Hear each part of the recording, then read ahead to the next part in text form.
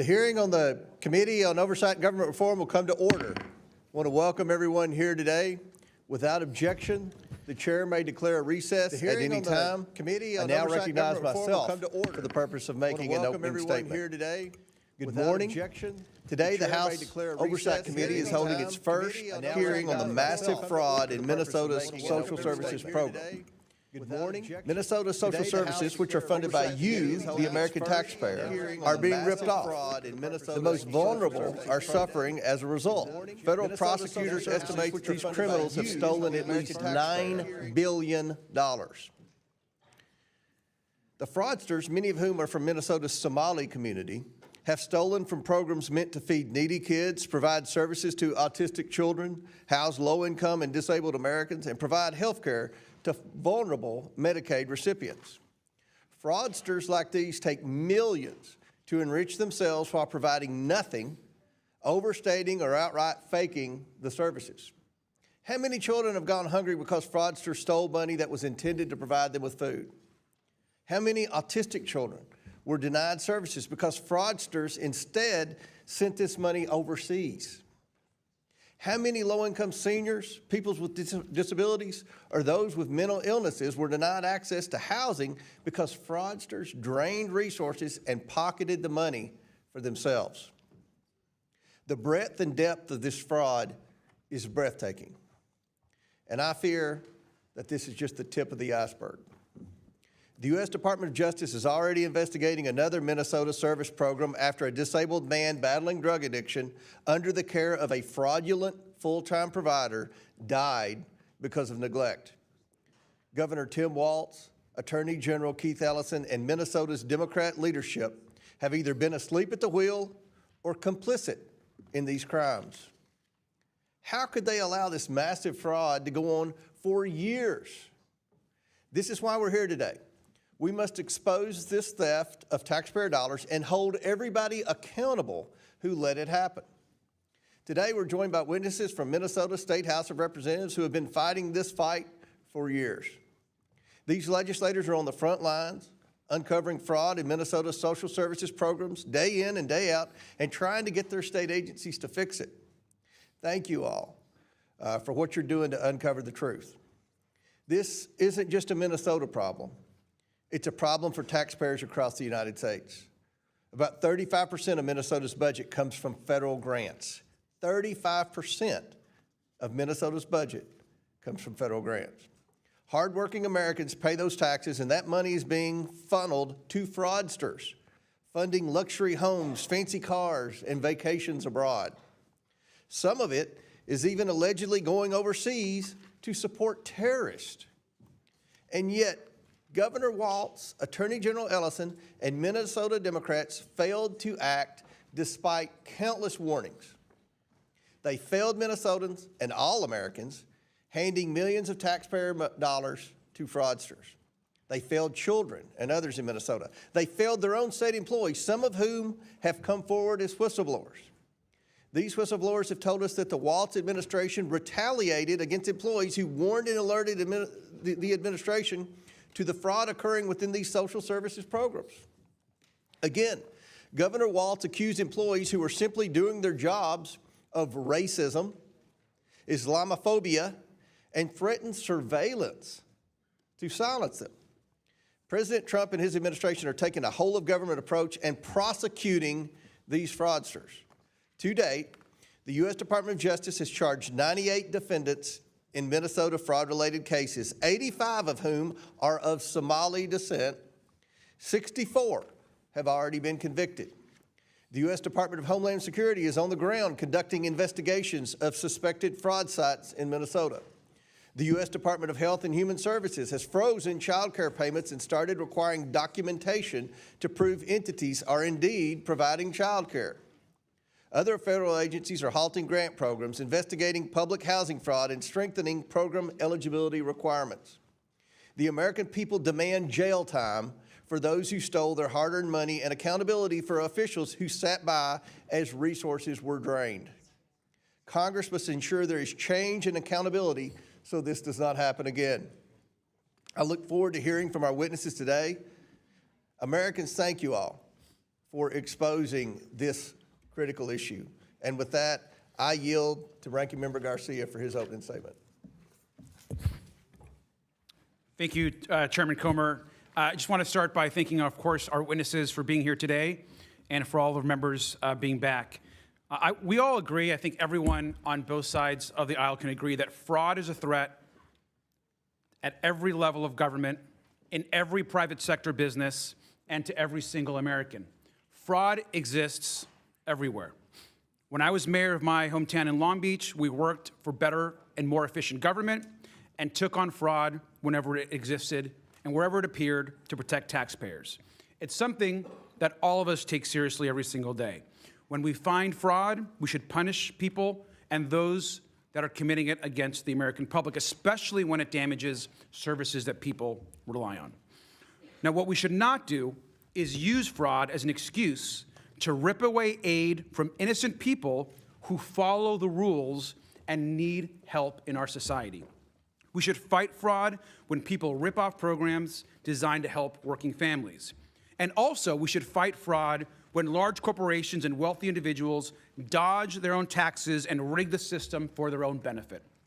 And especially, we should fight fraud when figures in our government, particularly those in power within the White House or our agencies, get rich and profit from their offices. Fraud is never acceptable, and it undermines public trust, whoever commits it. But let's remember that some of the worst fraud and corruption is actually found at 1600 Pennsylvania Avenue. Republicans like to talk about fraud in states with Democratic governors, oftentimes exclusively. But Republicans also have a president who has pardoned or reduced jail time for 25 criminals convicted of fraud in this year alone. Now, some of these fraudsters have made also huge campaign contributions to Donald Trump. And worst of all, Trump's pardons mean that these criminals can avoid paying back more than $1 billion, which they owe their victims, and dwarfs much of the fraud that the House majority wants to talk about today. This is actually the opposite of accountability. Instead, the House majority wants to excuse and cut programs, which they have done from the start. Now, Donald Trump's signature law cut money for health care and food programs. Medicaid and CHIP help almost half the kids in the United States see a doctor. And that we lost, of course, $1 trillion in those programs. Over 10 million people could lose health care. Trump's law also cut 40 million people who use SNAP. And this includes, by the way, 1 out of every 5 kids. And this is happening not just in Minnesota. The president plans to freeze more than $10 billion for child care subsidies, social services, and cash support for low-income families in Minnesota, New York, Colorado, Illinois, and my home state of California. Of course, we know these states have Democratic governors that Donald Trump wants to punish. And we should look at those consequences if we want to talk about fraud. In Minnesota, which we're talking about today, Donald Trump is removing child care funding for the entire state. That frozen funding provides child care for over 18,000 kids. These kids didn't commit fraud. So I want to know why they should be punished. Last night, he said he's withholding all possibly Medicaid funds from Minnesota, which could harm 1 in 5 residents.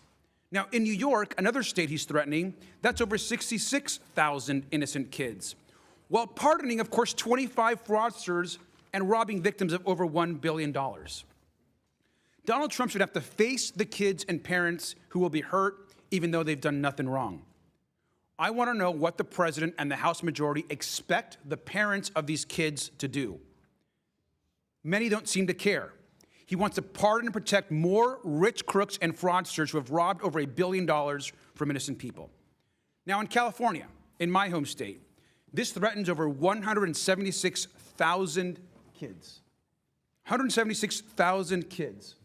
Well, he continues, of course, to pardon fraudsters and connected folks that have donated immense amounts of money to his campaign. Now, this hurts not just Democratic families, but Republican families. It's innocent kids, regardless of political party, who need child care. We are in an affordability crisis, and the majority is not going after the real fraud that's being committed to the American public. Now, in Illinois, he has threatened funding for more than 62,000 kids. 62,000 kids. And finally, in Colorado, the other state that he's going after, more than 16,000 kids will lose funding. But we know, of course, that the president will let his friends get away with crime. And I want to point out one last thing, which is so important. While Donald Trump attacks these states, the Wall Street Journal on Monday reported a massive Mississippi scandal. Mississippi, of course, isn't on Trump's list. We don't have witnesses from Mississippi here today. Oversight Republicans aren't calling in Governor Tate. And I think the question is, why? We have real fraud happening, yet there's zero interest, apparently, in what's happening here in Mississippi and other places. Republicans want to cut benefits and attack states with Democratic governors. And what it's done, particularly in places like Minnesota, it has unleashed bigotry and hate. Minnesota child care centers have become the target of harassment and even vandalism and theft. Parents are afraid to drop their kids off in the morning and go to work. This is an opportunity, again, to attack for the House majority and smear innocent people without evidence. If we cared about fraud, we'd be starting at the very top. This is critical for the country and to actually take on fraud and abuse and the fraudsters that are being pardoned across the United States. Mr. Chairman, I yield back. Gentleman yields back. I would like to now welcome our witnesses here today.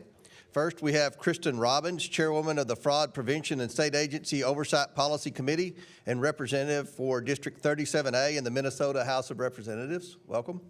Next, we have Walter Hudson, a member of the Fraud Prevention and State Agency Oversight Policy Committee and representative for Minnesota's District 30A. Next, we have Marion Rarick, a member of Fraud Prevention and State Agency Oversight Policy Committee and representative for District 29B in Minnesota. Lastly, we have Brendan Ballou, a former special counsel at the Department of Justice. So thank you all for joining us, and we look very forward to your testimony today. This is an issue the American people are very interested in. Pursuant to Committee Rule 9G, the witnesses will please stand and raise their right hand. Do you swear or affirm that the testimony you are about to give is the truth, the whole truth, and nothing but the truth, so help you God? Let the record show that the witnesses answered in the affirmative. Thank you all, and you may take a seat. We appreciate you being here today and look forward to your testimony. Let me remind the witnesses that we have read your written statements, and they will appear in full in the hearing record. Please limit your oral statements to 5 minutes. As a reminder, please press the button on the microphone in front of you so that it is on and the members can hear you. When you begin to speak, the light in front of you will turn green. After 4 minutes, the light will turn yellow. When the red light comes on, your 5 minutes have expired, and we would ask that you please wrap up. I now recognize Representative Robbins for her opening statement. Good morning, Mr. Chairman and members. Thank you for inviting us to testify. As chair of the Fraud Prevention Committee in Minnesota, I've been working to uncover the massive fraud under Tim Walz, propose solutions, and hold state agencies accountable. Today, I will highlight the scale of the problem, outline the work our committee is doing to fight the fraud, and provide a roadmap for other states on how to detect and stop fraud. Minnesota is one of the highest tax states in the nation, and hardworking Minnesotans have been told that they don't pay their fair share for years. In truth, Minnesotans pay much more in taxes than in other states, and when they pay their taxes, they expect that their money is going to things that help our communities: roads, schools, healthcare, and law enforcement.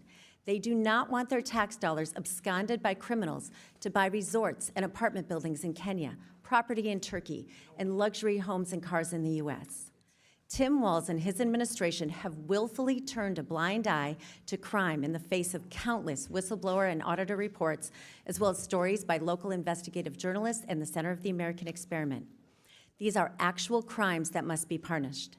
They are crimes against our moral values and erode trust in government. The time for accountability and justice is here. First, we are unearthing staggering amounts of fraud in Minnesota. As far back as 2014, there were credible whistleblower allegations of millions in daycare fraud. Instead of shutting it down, the state minimized whistleblower reports and allowed fraud to grow. Unfortunately, child care fraud was just the tip of the iceberg.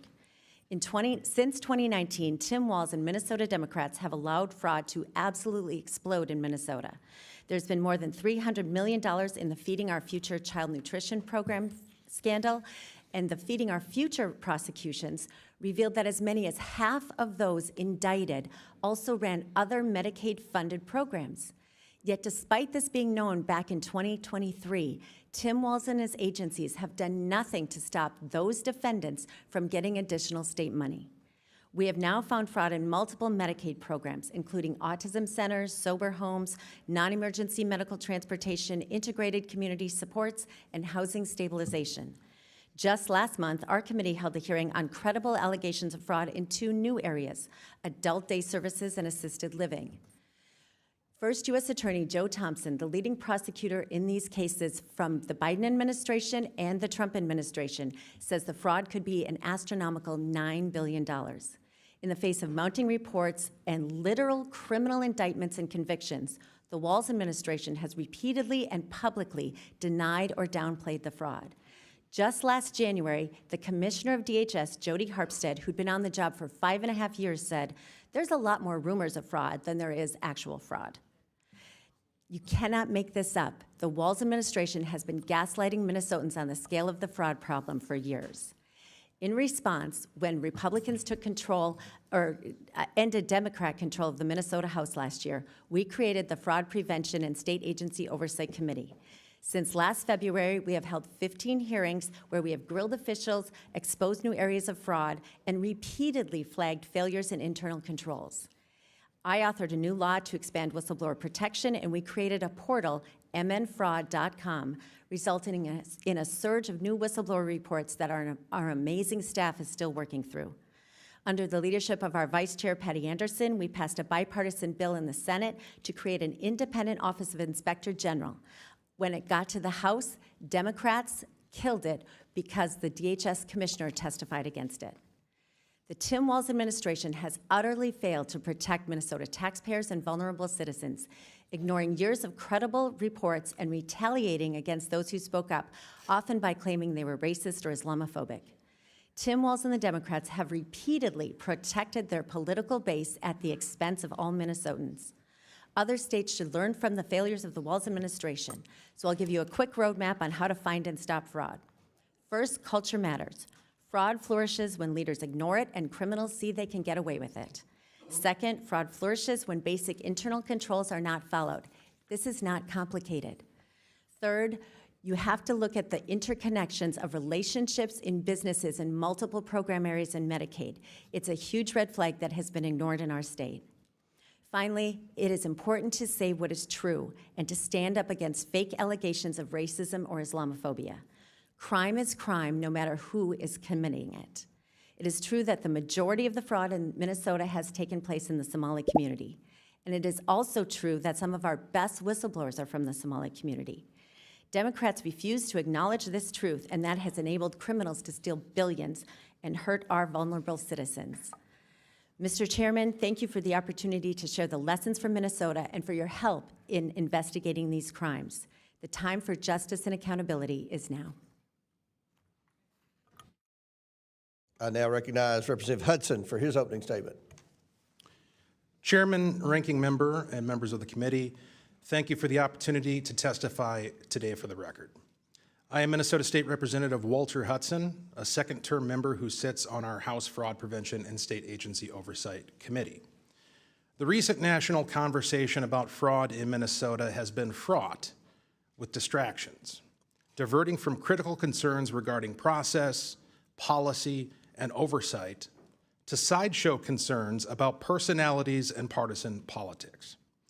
My role here today is to cut through all of that and provide you with a clear picture of a culture which has developed over many years around the several generous benefit programs which Minnesota provides to our residents.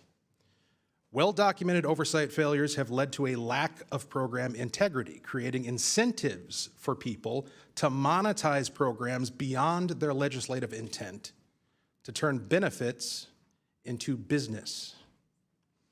Contrary to the claim just made by the ranking member that there is no evidence of this fraud, attached to my written testimony, you will find a document which collates several reports made over the past 15 years by Minnesota's nonpartisan Office of Legislative Auditor, along with transcripts of each of our hearings from the Fraud Committee, where we heard directly from staff and leaders within the state agencies which administer these programs. Here's what that record indicates. Within the state of Minnesota, government oversight has been unable to keep up with program expansion due to a combination of factors.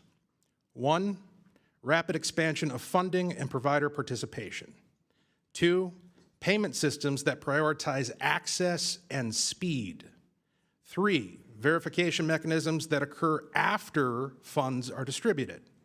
Four, oversight capacity that does not scale with spending. And five, diffuse accountability across agencies and contractors. This combination of factors has fostered a booming new sector of the economy that relies upon the continuation of and expansion of government programs to fuel private sector profits.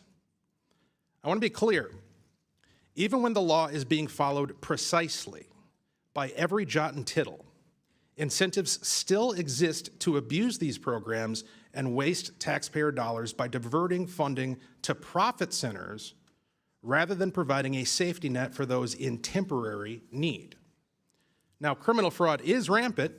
Deputy U.S. Attorney Joe Thompson, serving the District of Minnesota, has said that he could keep 1,000 prosecutors busy, but he's limited to a mere 25, only 5 of which are tasked with building fraud cases. He estimates that the total amount of criminal fraud over 5 years may reach $9 billion, which is fully 1/2 of the money that has been directed to these programs by the state. While Governor Tim Walz and other stakeholders dispute that assessment, the point I wish to emphasize is this. Whatever the actual number is, the full scope of the problem is not just criminal fraud, but a culture of profiting from government programs in perpetuity, not as a safety net, but as an industry. I have personally met and had discussions with folks who identify themselves as consultants for multiple entities accepting government benefits. They have made a career out of showing people how to leverage the gaps in government oversight to maximize benefit payments. Now, such conduct may not actually break the law, and that's the point. We have a system whereby an entire industry can operate under the color of law, raking in tremendous profits for individuals, all while having no incentive to save the taxpayer money or lift legitimate beneficiaries out of need. Instead, as the market for funneling benefits into businesses increases, so too does the perceived need for benevolent services. If nothing changes, if oversight is not tightened, if incentives are not changed, spending on these programs will only continue to increase with no commensurate increase in either public good or public confidence in our governing institutions. Thank you for the opportunity to submit this testimony for the record. I look forward to answering what questions I can. Thank you. I now recognize Representative Rarick for her opening statement. Good morning, Mr. Chairman and members. For the record, my name is Marion Rarick, and I am currently serving in the Minnesota House of Representatives in House District 29B. I am a member on the Minnesota House Fraud Prevention and State Agency Oversight Committee, which was recently formed in January of 25. I was first asked to serve on the committee on January 4th, and soon after, the 5 Republican members began to meet. During one of those discussions, I was asked to reach out to the Department of Human Services whistleblowers on X, now called Minnesota Staff Fraud Reporting Commentary. I had been following them in the previous year. I reached out through a direct tweet on X on January 16th, and the very same day I got a response back that yes, they would be willing to speak to the Fraud Prevention Committee. Since that first contact, Chair Robbins and I and Representative Hudson have had multiple conference calls with them, and we have had one in-person meeting. At that meeting, they were both former and current employees. I've continued to message with them very often, sometimes daily, and their collective message has been completely consistent. Instead of focusing on fraudsters, DHS leadership instead focused its surveillance on employees. Since then, their expressed fear of retaliation has intensified under an avalanche of fraud in Minnesota. Their numbers have grown from 480 DHS employees, both current and former, to over 1,000 across multiple state agencies. They have told me repeatedly how grateful they are to the House Fraud Prevention Committee for focusing our attention on fraud in the state programs, using their inside information while keeping them completely protected. They have explained that they live in a constant state of fear of retaliation. One only has to look at what happened to Faye Bernstein to understand why. In a very recent Newsweek article dated December 13th of 25, Ms. Bernstein, a former compliance specialist, stated, Minnesota DHS functions in the opposite manner as you would think. Employees who suggest improvements or, heaven forbid, report fraud then face significant retaliation. The messenger is shot. In 2019, Bernstein said she alerted Minnesota DHS officials to sloppy contracting practices that were not legally compliant. But it's not what most people would even consider fraud. She says she was later escorted out of the building, faced lengthy investigation, got trespassed from all DHS owned and leased properties, and received involuntary transfer to another state agency. So she says, so today if someone asks me, should I report fraud within DHS, I say no, no, no. It is career suicide plus a whole lot more. So let's talk about that plus a whole lot more. In our face-to-face meetings with a group of whistleblowers, they revealed that retaliation now includes threats of being fired with cause, which means you do not get unemployment insurance in the state of Minnesota, being blacklisted from all state agencies, and I would note most likely our largest counties as well, which are Democrat-run. And then there was a veiled threat of the use of military intelligence against them. They later informed me that it was discovered that in some targeted employees or suspected whistleblowers' personnel files were pictures of their homes and their cars. They also described that supervisors asked them questions about their families that to them felt like a threat. One example was, we need to know where your kids go to school and where their bus stops are. I will also note that whistleblowers we spoke to described many times that DHS used surveillance programs to surveil employees' emails and chats and other communications, looking for keywords like fraud, double billing, underspending, and overpayments. One example that the whistleblowers let me know about Lieutenant Governor Flanagan. April 12th, 2024.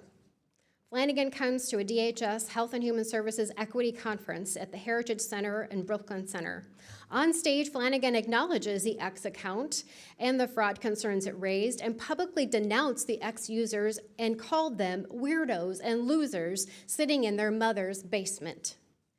This was in a public setting with hundreds of participants and it elicited gasps among the crowd.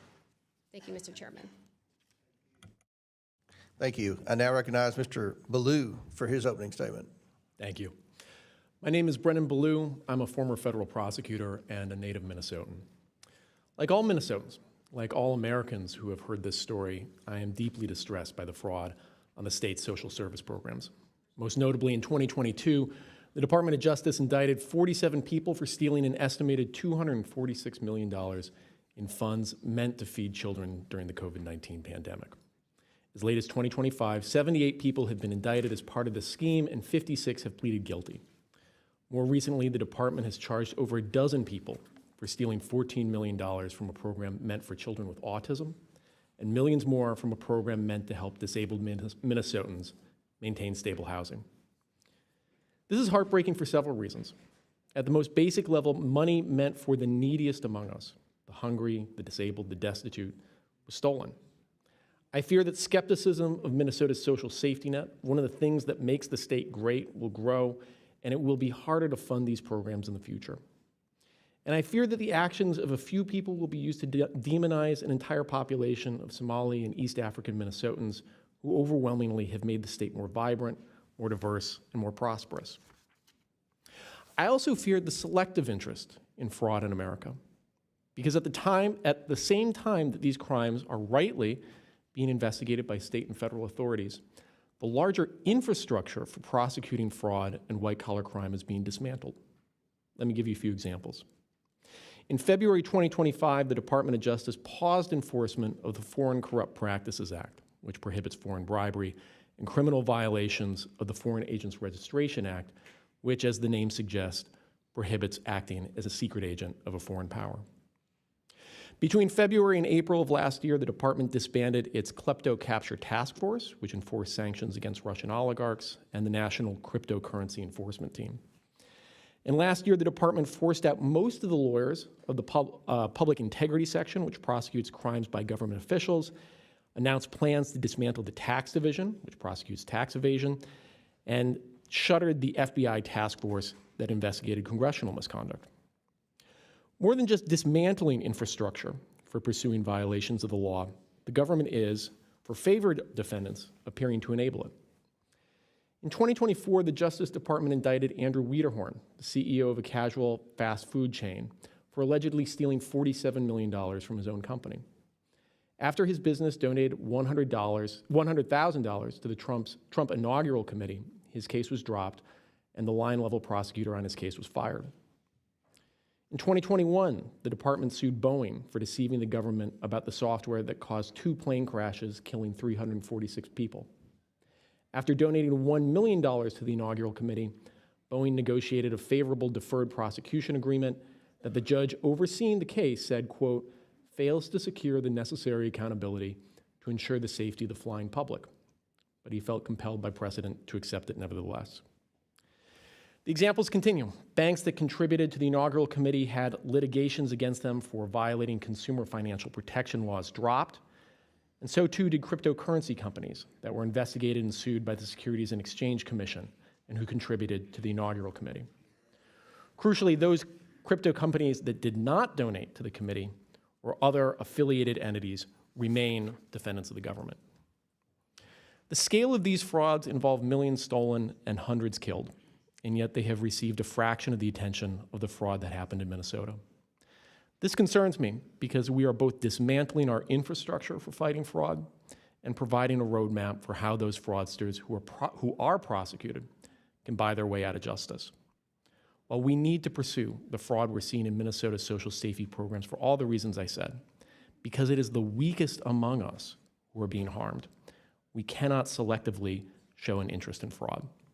If we do, we put some people, the very powerful and the very rich, beyond the reach of the law. Thank you. Thank you all for your opening statements. We'll now begin the questioning portion of the hearing, and our chair recognizes Mr. Gill from Texas for the first question. Thank you, Mr. Chairman. Thank you for holding this hearing so expeditiously. We all know this is an important issue, not just in terms of welfare fraud, but also immigration more broadly. So we appreciate it, and thank you for the witnesses for taking the time to come here. I want to start with you, Mr. Balu. Again, thank you for being here. Let me ask you, does large-scale Somali immigration make Minnesota stronger or weaker? Certainly stronger. Certainly stronger. Do you know what percentage of Somali-headed households in Minnesota are on food stamps? No. 54%. Do you know what that number is for native Minnesota-headed households? Well, to be clear, a majority of the... It's 7%. There's a big difference between 54% and 7%, is there not? Excuse me, sir, could I answer the question? Let me move on. We've got a lot of questions here. What percentage of Somali-headed households in Minnesota are on Medicaid? I don't know.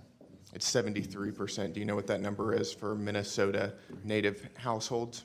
Again, you're using the phrase Minnesota native households, but the majority... The number is 18%. That's quite an astounding difference. I think we would agree. Can I answer the question, please? Let me ask you one more, and then we can go on to that. What percentage of Somali-headed households are on welfare in general? I don't know.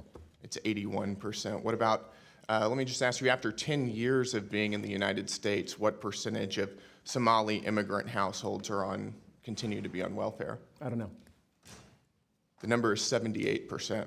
So even after 10 years, 78% of Somali immigrant households continue to be on welfare. Do you know what that number is for native Minnesota-headed households? Again, you're using the phrase, Non-Somali immigrant-headed households. if I can just answer the question, Go when for you're it. using the phrase native Minnesotans, the majority of Somali Minnesotans are as Minnesotan as any of us. They were born in the United States. It's only 8,000 of the 108,000 And Somalis. in the state. nevertheless, the welfare usage is astoundingly different. Let me ask you again, does that make Minnesota stronger or weaker? Again, I'd like the opportunity to answer the question here. for So, again, the majority of Somali Minnesotans are born in the United States, as I understand it. Okay, It's well, a- what percentage can I- of working-age Somalians who have been in the U.S. for 10 years or more, how many of them speak English very well? I don't know. About half. The answer is about half. That seems pretty low, doesn't it? Again, I keep It trying to doesn't make sound like something that makes our country stronger to me, and I think most Americans would agree with me on that. I need to move on. Ms. Robbins, when would you say we concretely knew that widespread welfare fraud was occurring in Minnesota? There have been reports since 2009 from the Office of Legislative Auditor. I would say the credible reports on childcare fraud started surfacing 2011 to 2013. So for over a decade. Yes, sir. When do you think Governor Walz knew about this fraud? From the very beginning, he was running for governor in 2018 when there were prosecutions going on, when there was an OLA report, active cases in the news all the time. And what was the Walz administration's response? They actually did nothing when they got into office, and Lieutenant Governor Peggy Flanagan had been on the committee in the legislature that had hearings on childcare fraud, and when they got into office, they did put $5 million into a little more money, but nothing changed. But nothing. And let me ask you, Mr. Hudson, thank you for being here. Did those who commit this fraud, do they typically vote for Republicans or Democrats, in your opinion? In my opinion, thank you for qualifying it like that, I would say they most definitely overwhelmingly vote for Democrats. Do they typically donate to Republicans or Democrats? Not to my knowledge. They In your they don't opinion? donate to Republicans, they donate to Democrats, in my opinion, yes. Got it. So would you say this is the Somali population is an important demographic for Democrats to win over politically? Unquestionably.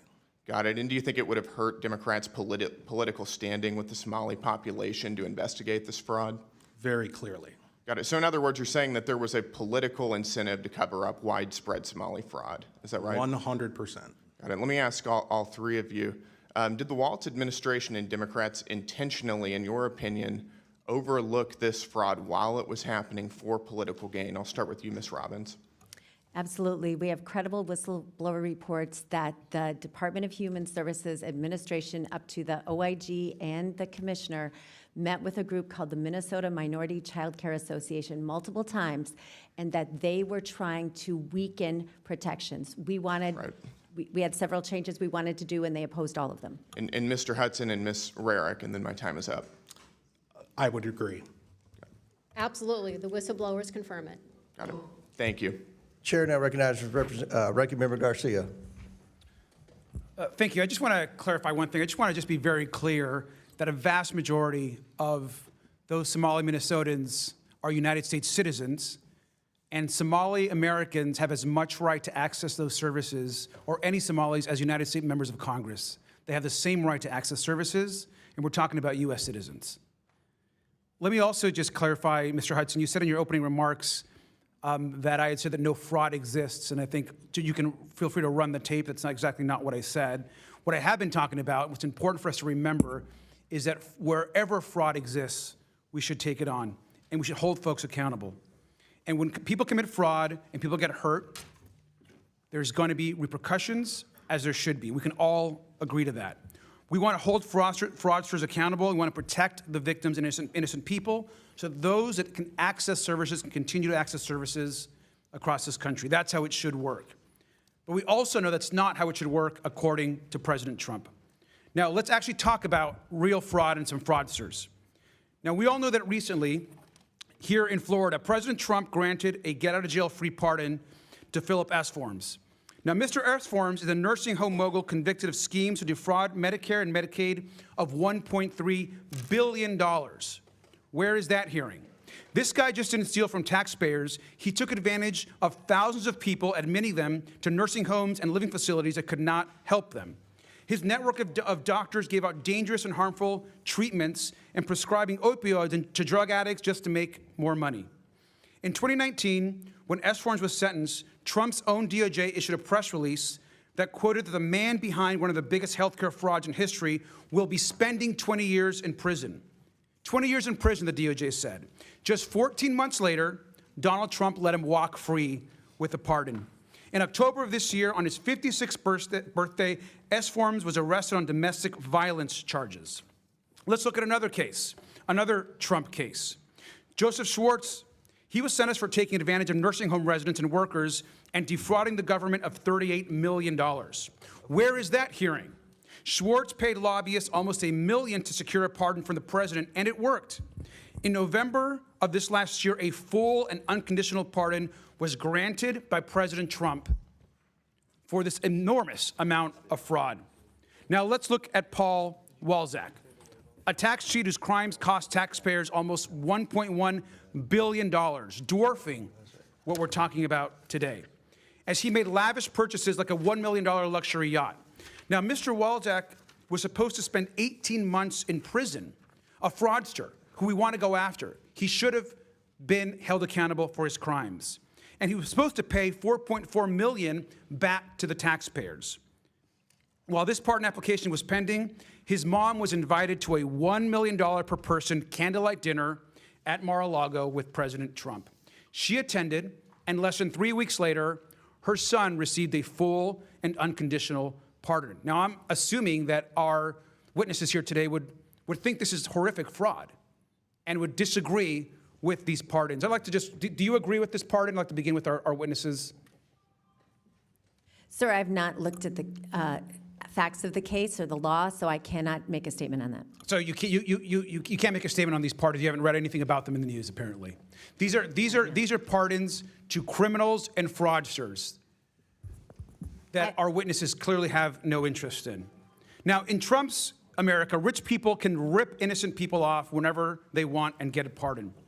And the answer to fraud here is to cut off benefits to innocent people. Most of these folks are innocent people and kids who just need their services. Donald Trump's decision to freeze $10 billion in social services funding to 5 states does not hold criminals accountable. It hurts the very people who are harmed by fraud in the first place. Mr. Ballou, just finally, you are from Minnesota yourself.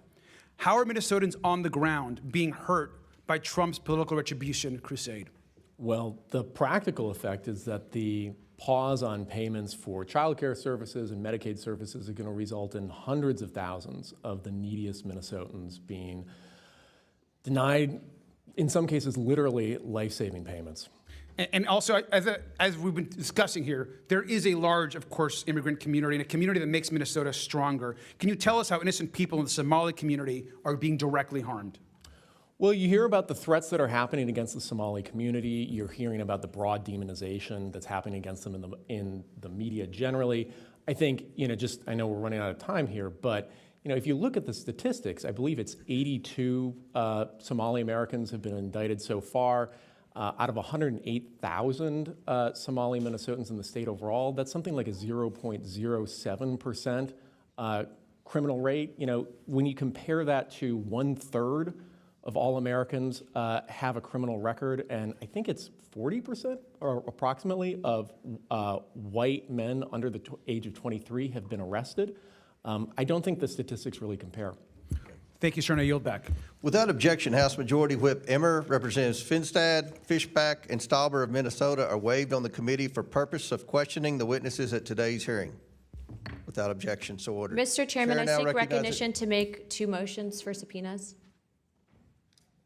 I was going to recognize the whip, but if you have a motion or state your, I'd like to Yeah. make a motion to subpoena Neville Singham, a U.S. billionaire with reported ties to the CCP that's been funding extremist organizations, fueling division and civil unrest in this country, especially regarding the ICE riots last summer, as well as I'd like to make a motion to subpoena the ADL CEO Jonathan Greenblatt for stifling free speech by listing the phrase America First as hate speech and Turning Point USA as a hate group. A motion has been made. The committee will hold this motion in abeyance until the end of the committee hearing. The committee will now proceed with today's hearing. On a point of order, Mr. Chairman, will we get a written copy of that? Because that was a lot to go through. Okay, yeah, we'll work with Representative Luna and get a copy of Thank you. that. All right. Chair now recognizes Majority Whip from Minnesota, Mr. Emmer. Thank you, Chairman Comer, for holding this important hearing. As I said on Monday, good riddance to Governor Walz, but he cannot escape accountability for the estimated $9 billion in fraud. How did this happen? And where the hell has the Twin Cities media been? The Star Tribune is complicit. They have had this story for years, if you just heard, and they've refused to report anything on it. In fact, they continue to try and cover up. Our Minnesota Republican colleagues have demanded answers and accountability for years, but have seen nothing from Walz, his administration, our Democrat colleagues like Tina Smith, Amy Klobuchar, Ilhan Omar, and Angie Craig, or the worthless Star Tribune. Thank God for President Donald J. Trump for finally bringing attention to this issue. Representative Rarick, I'm going to begin with you. You've been working on this issue for years. You've spoken to the whistleblowers personally. Is that correct? That is correct. You have an understanding that 1,000 whistleblowers running an account on X have come forward to expose fraud in Minnesota state agencies, and they have been entirely ignored by Tim Walz and have even been retaliated against. Is that accurate? That is correct. Even this morning, I got another message. Well, in your experience, are their claims credible or are they politically motivated against Walz? They are completely credible, not politically motivated. In fact, many of these are Walz administration employees, correct? They are actually Democrats as well. Can you quickly give us one example of the retaliation these folks have been facing? Yes, I can. In my opening statement, I mentioned that the most severe ones was that they would be fired with cause, so they couldn't have unemployment insurance, that they would be blacklisted from all state agencies, and I bet that it's also Hennepin County and Ramsey County, as you know, those are Democrat-run, and much, much more. Based on what you've learned, Representative, over the last several years, do you have any doubt that Governor Tim Walz knew about this fraud as it was occurring? He absolutely knew that it was occurring. Thank you. The Housing Stability Services Program was estimated to cost about $2.6 million per year, but before it was shut down last October, it was on track to run about $122 million in 2025. In fact, I think they sucked $161 million out of it from the point it started in 2020 until it was finally shut down. Isn't that correct? That is correct, and Joe Thompson believes that 90% of that was fraud. Yeah. The Quality Leering Center, as uncovered by Nick Shirley, received almost $10 million in funding. Is that accurate? I believe it is. There are more than 80 autism centers in Minnesota under investigation. Is that true? I believe it is, yes. It's clear that someone is criminally complicit. You can't just let this amount of money get out of your administration over a period of 7 years without knowing. There was a hearing in the state regarding the fraudulent housing stabilization program, but before that hearing, Governor Walz fired the official who was slated to testify so that they could not testify and expose what was happening under Governor Walz's watch. Has Governor Walz or Attorney General Ellison fired anyone else to your knowledge, Representative?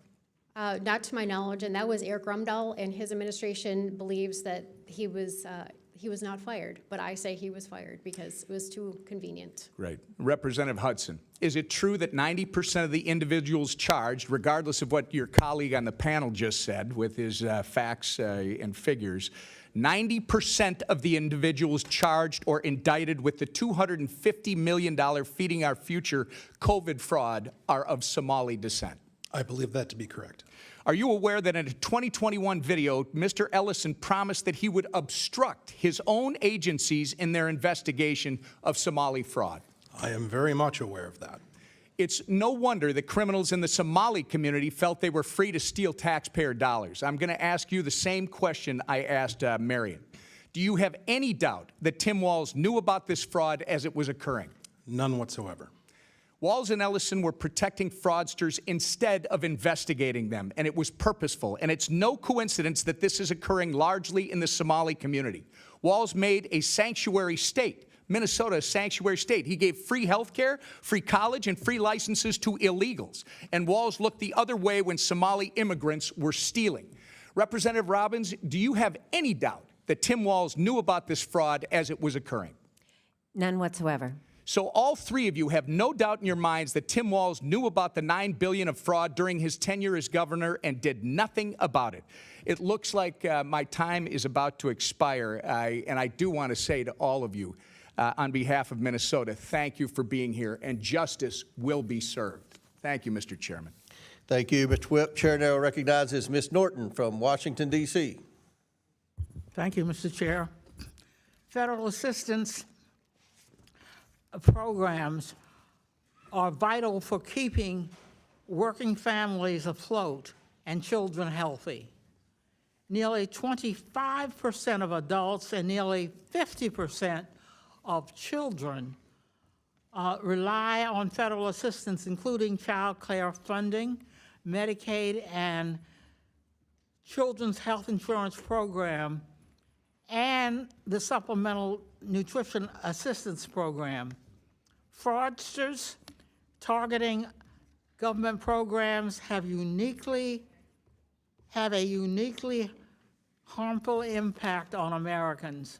They deprive taxpayers of efficient use of their funds, deprive intended recipients and sometimes the most vulnerable groups in our society of the services and assistance they are eligible for, and they reduce the public trust in government.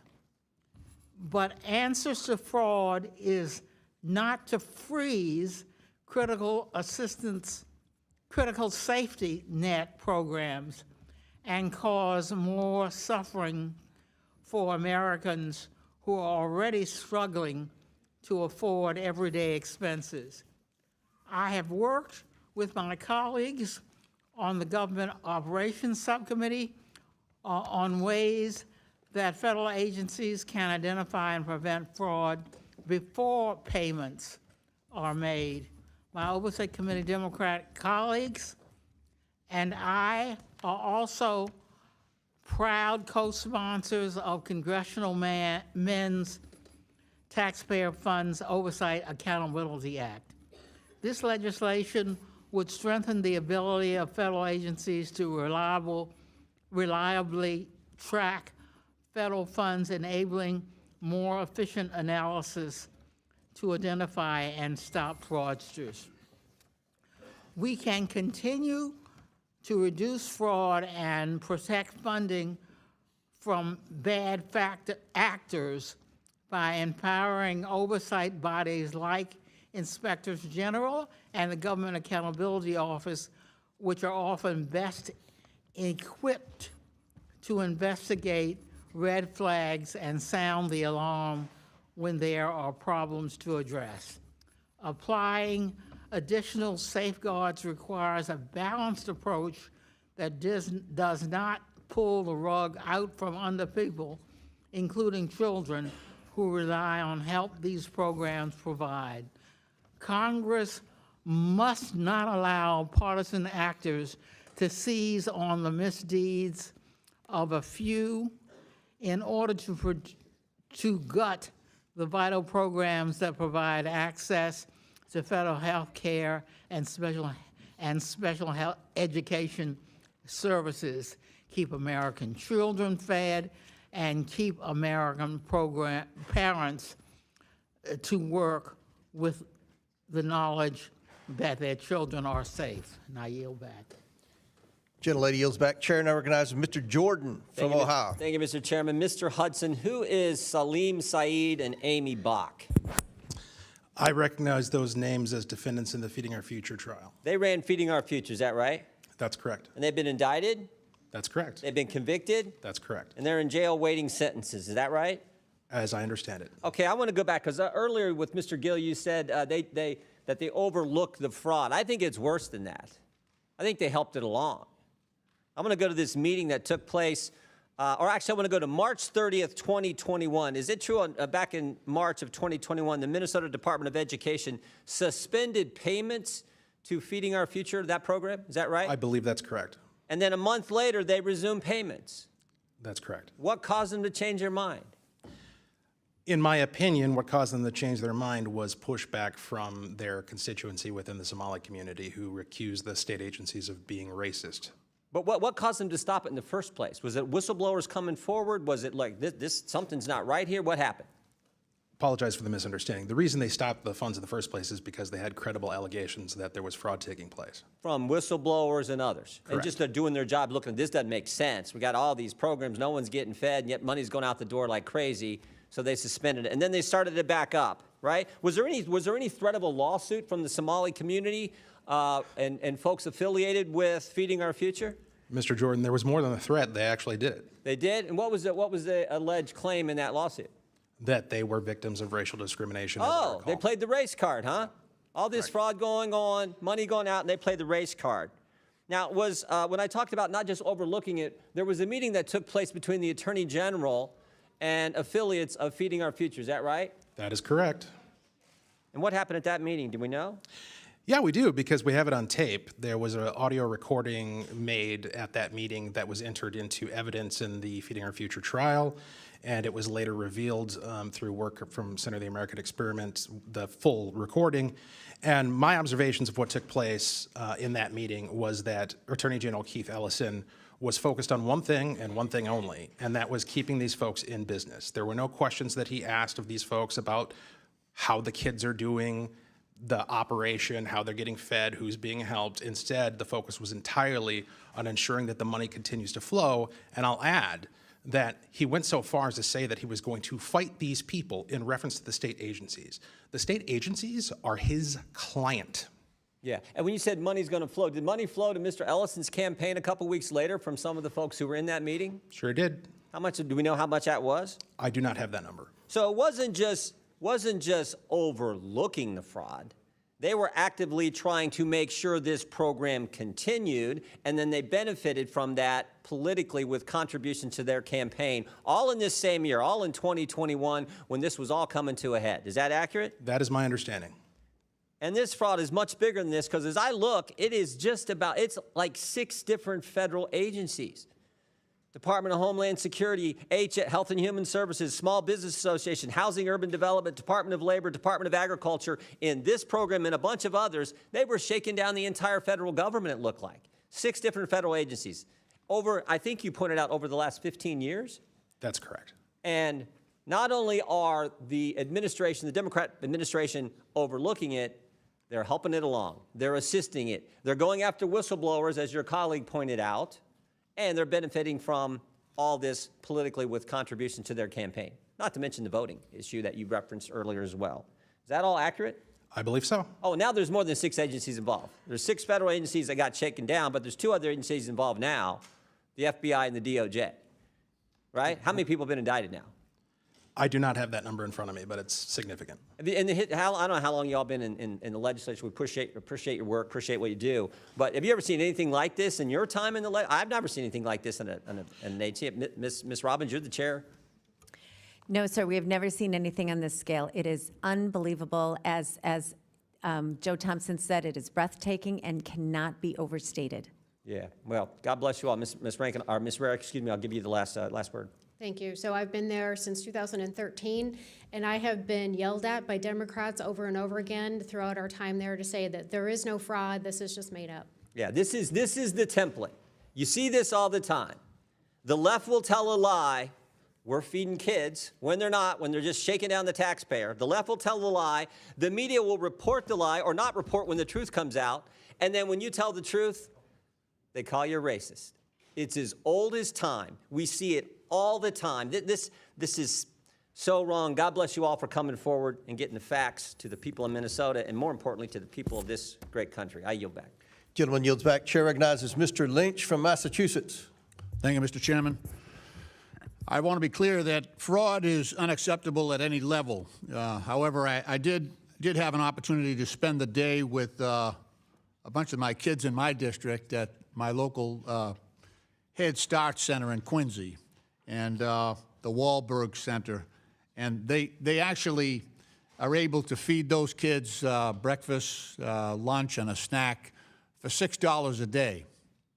And I just want to say, from this committee, this investigative committee, if we're really looking for fraud, if we're truly looking for fraud, in addition to all the cases that Mr. Ballou listed, we don't need to go far. I can even suggest the address, 1600 Pennsylvania Ave. If we're looking for fraud in this country, that's a great place to start. That's a gold mine for looking for fraud.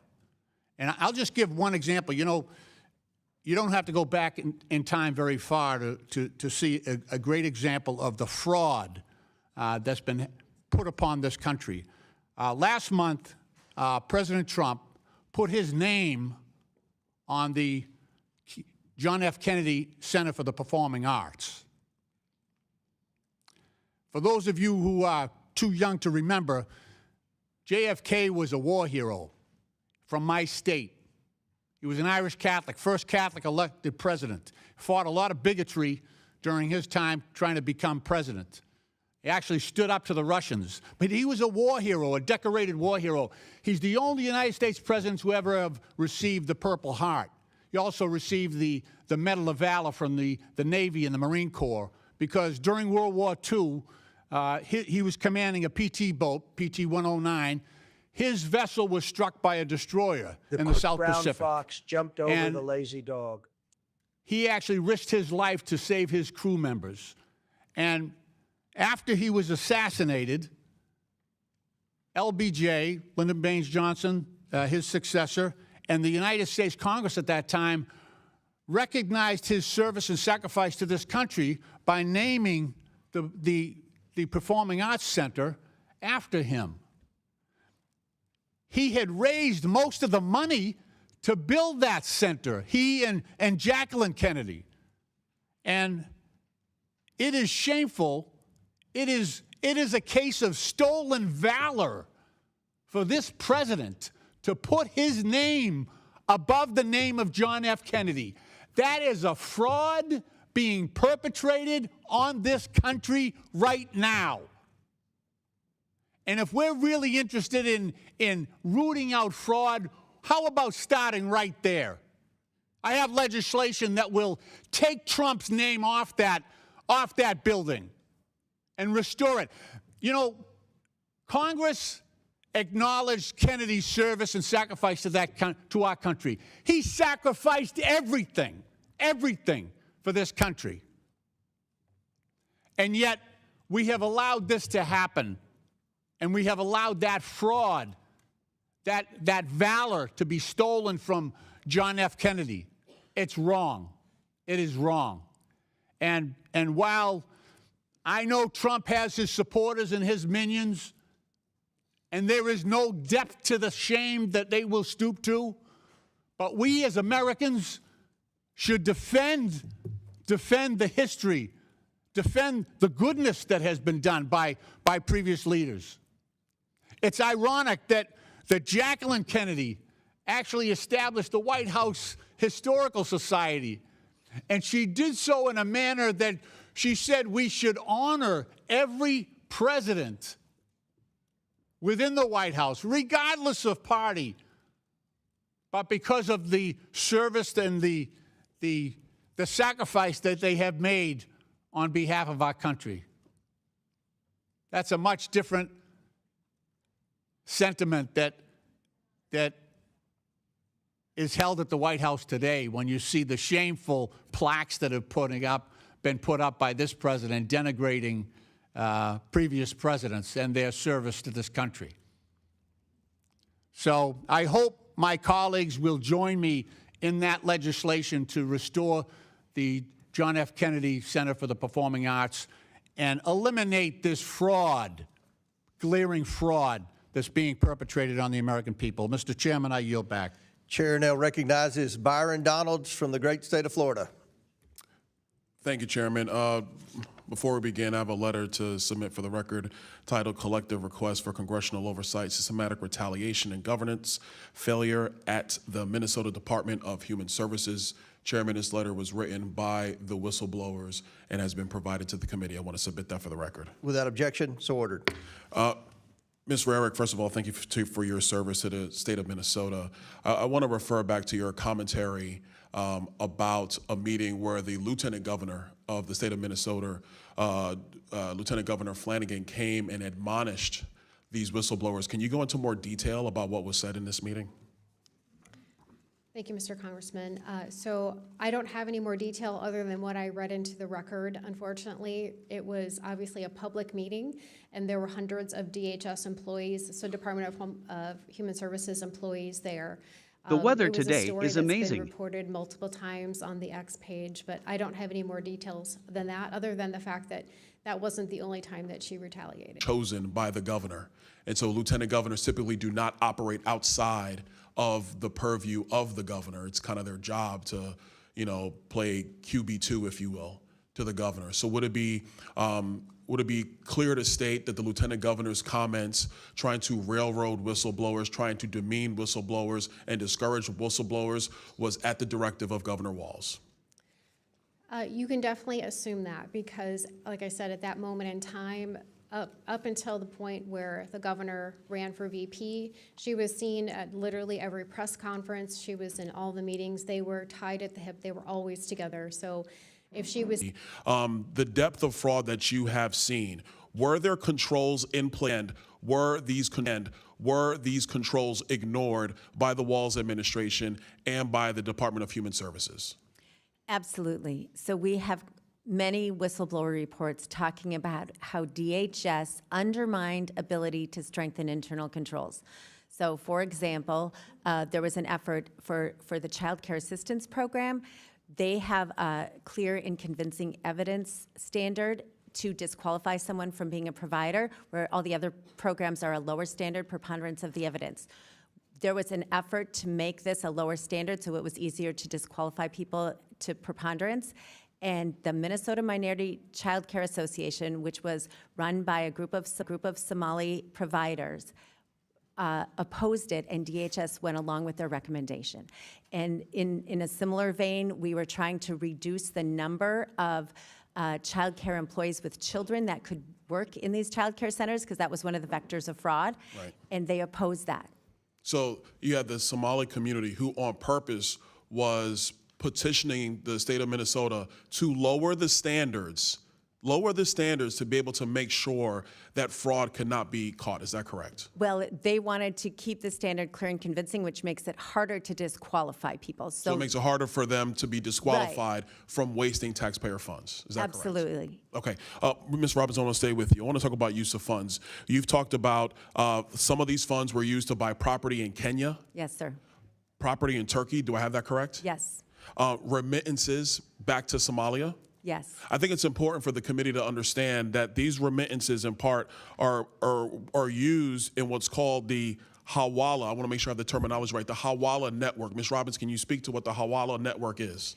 Yes. So it's an informal network where someone goes to a Hawala place in Minneapolis, which is like a money exchange or a money sending site, and they say, I want to send X amount of dollars, and then there's a receiving site in Somalia, and they put take the cash out. So money doesn't cross the border. It's an order for money here that gets transmitted to Somalia.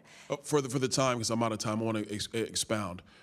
In Somalia and other parts in the Middle East region writ large, a Hawala network is a bunch of money exchangers, hand to hand, not bank account to bank account. Exactly. And what is clear in Somalia and other parts is that Al-Shabaab, the largest Al-Qaeda affiliate in Somalia, they have their hands all through this network. So taxpayer money, United States dollars, that are being remitted into Somalia, in part, have been utilized or have fell into the hands of Al-Shabaab. Do you think that's a correct assessment? Yes, we have plenty of evidence of that, from money directly going to Al-Shabaab, but then also indirectly because they take a cut of whatever gets sent to Somalia.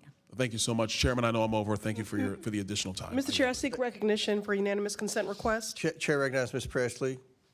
I ask unanimous consent to enter into the record a December 2025 article from the Minnesota Star Tribune titled, "Contrary to Trump's Claims, Somalis Add $8 billion to Minnesota's Economy." Without objection, so ordered. Chair recognizes Ro Khanna from California. Thank you, Mr. Chairman. Mr. Chairman, fraud, waste, and abuse is not a partisan issue. FDR in 1932 with the New Deal railed against inefficiencies and fraud and waste in state and local government. I want to be clear. Many in the Democratic Party stand against the misappropriation or misuse of taxpayer dollars. The reality is, as a progressive Democrat, I believe the ultra-wealthy should pay more. But I want that money going for the health care, the child care, and the education of the American people.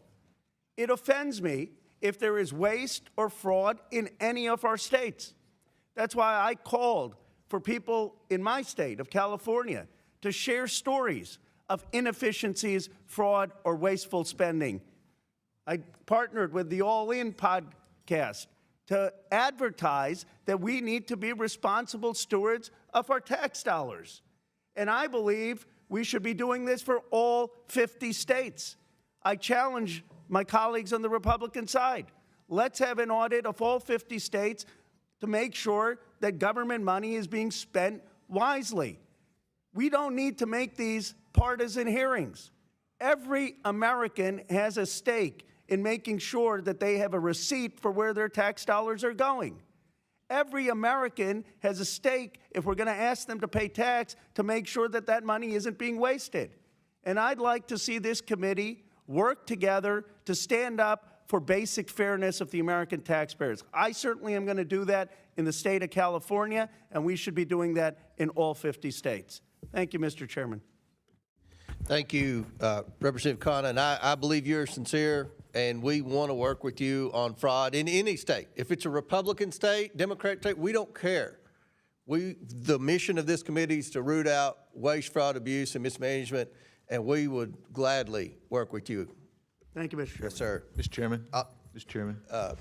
Chair recognizes Mr. Biggs from Arizona. I have a UC request. Proceed. Thank you. First one is Arizona has recovered just 5% of taxpayer dollars lost in a $2.5 billion Medicaid fraud scheme. Without objection, so ordered. And I'll save the rest for the future. No, I've got a bunch more, but not right now, Mr. Chairman. Okay, all right, thank you. Chair recognizes myself for 5 minutes of questioning. Yesterday, Minnesota's Office of the Legislative Auditor published an audit of the state's Department of Human Services Behavioral Health Administration grants. I'd like to enter that report and its cover letter into the record. Without objection, so ordered. The cover letter of this report states, quote, however, during the course of our audit, we identified a number of documents that the Behavioral Health Administration either backdated or created after our audit happened, end quote. It sounds like Governor Tim Walz's Department of Human Services may have been fabricating evidence by creating documentation after the fact to mislead voters, to mislead auditors.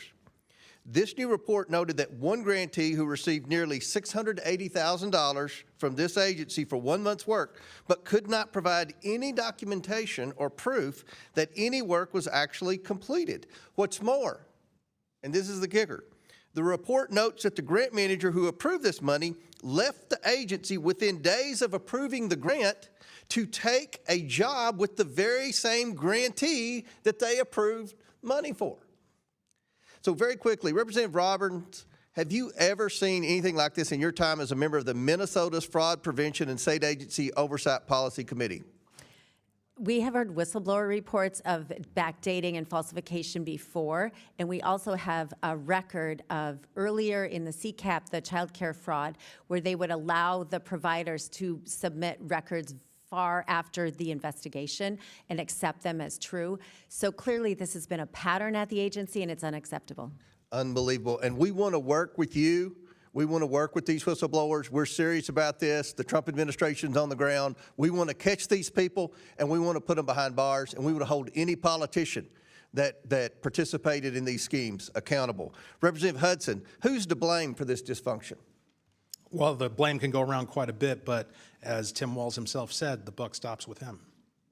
Representative Robbins, do you have any examples of how the Walz administration blocked investigators from moving forward with high-priority fraud investigations?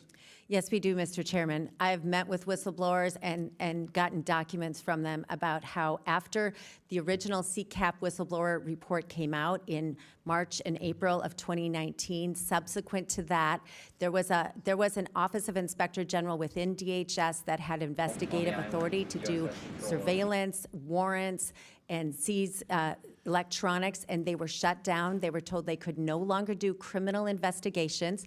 They were told they could no longer meet with the Bureau of Criminal Apprehension agents that were assigned to them without supervisor's approval.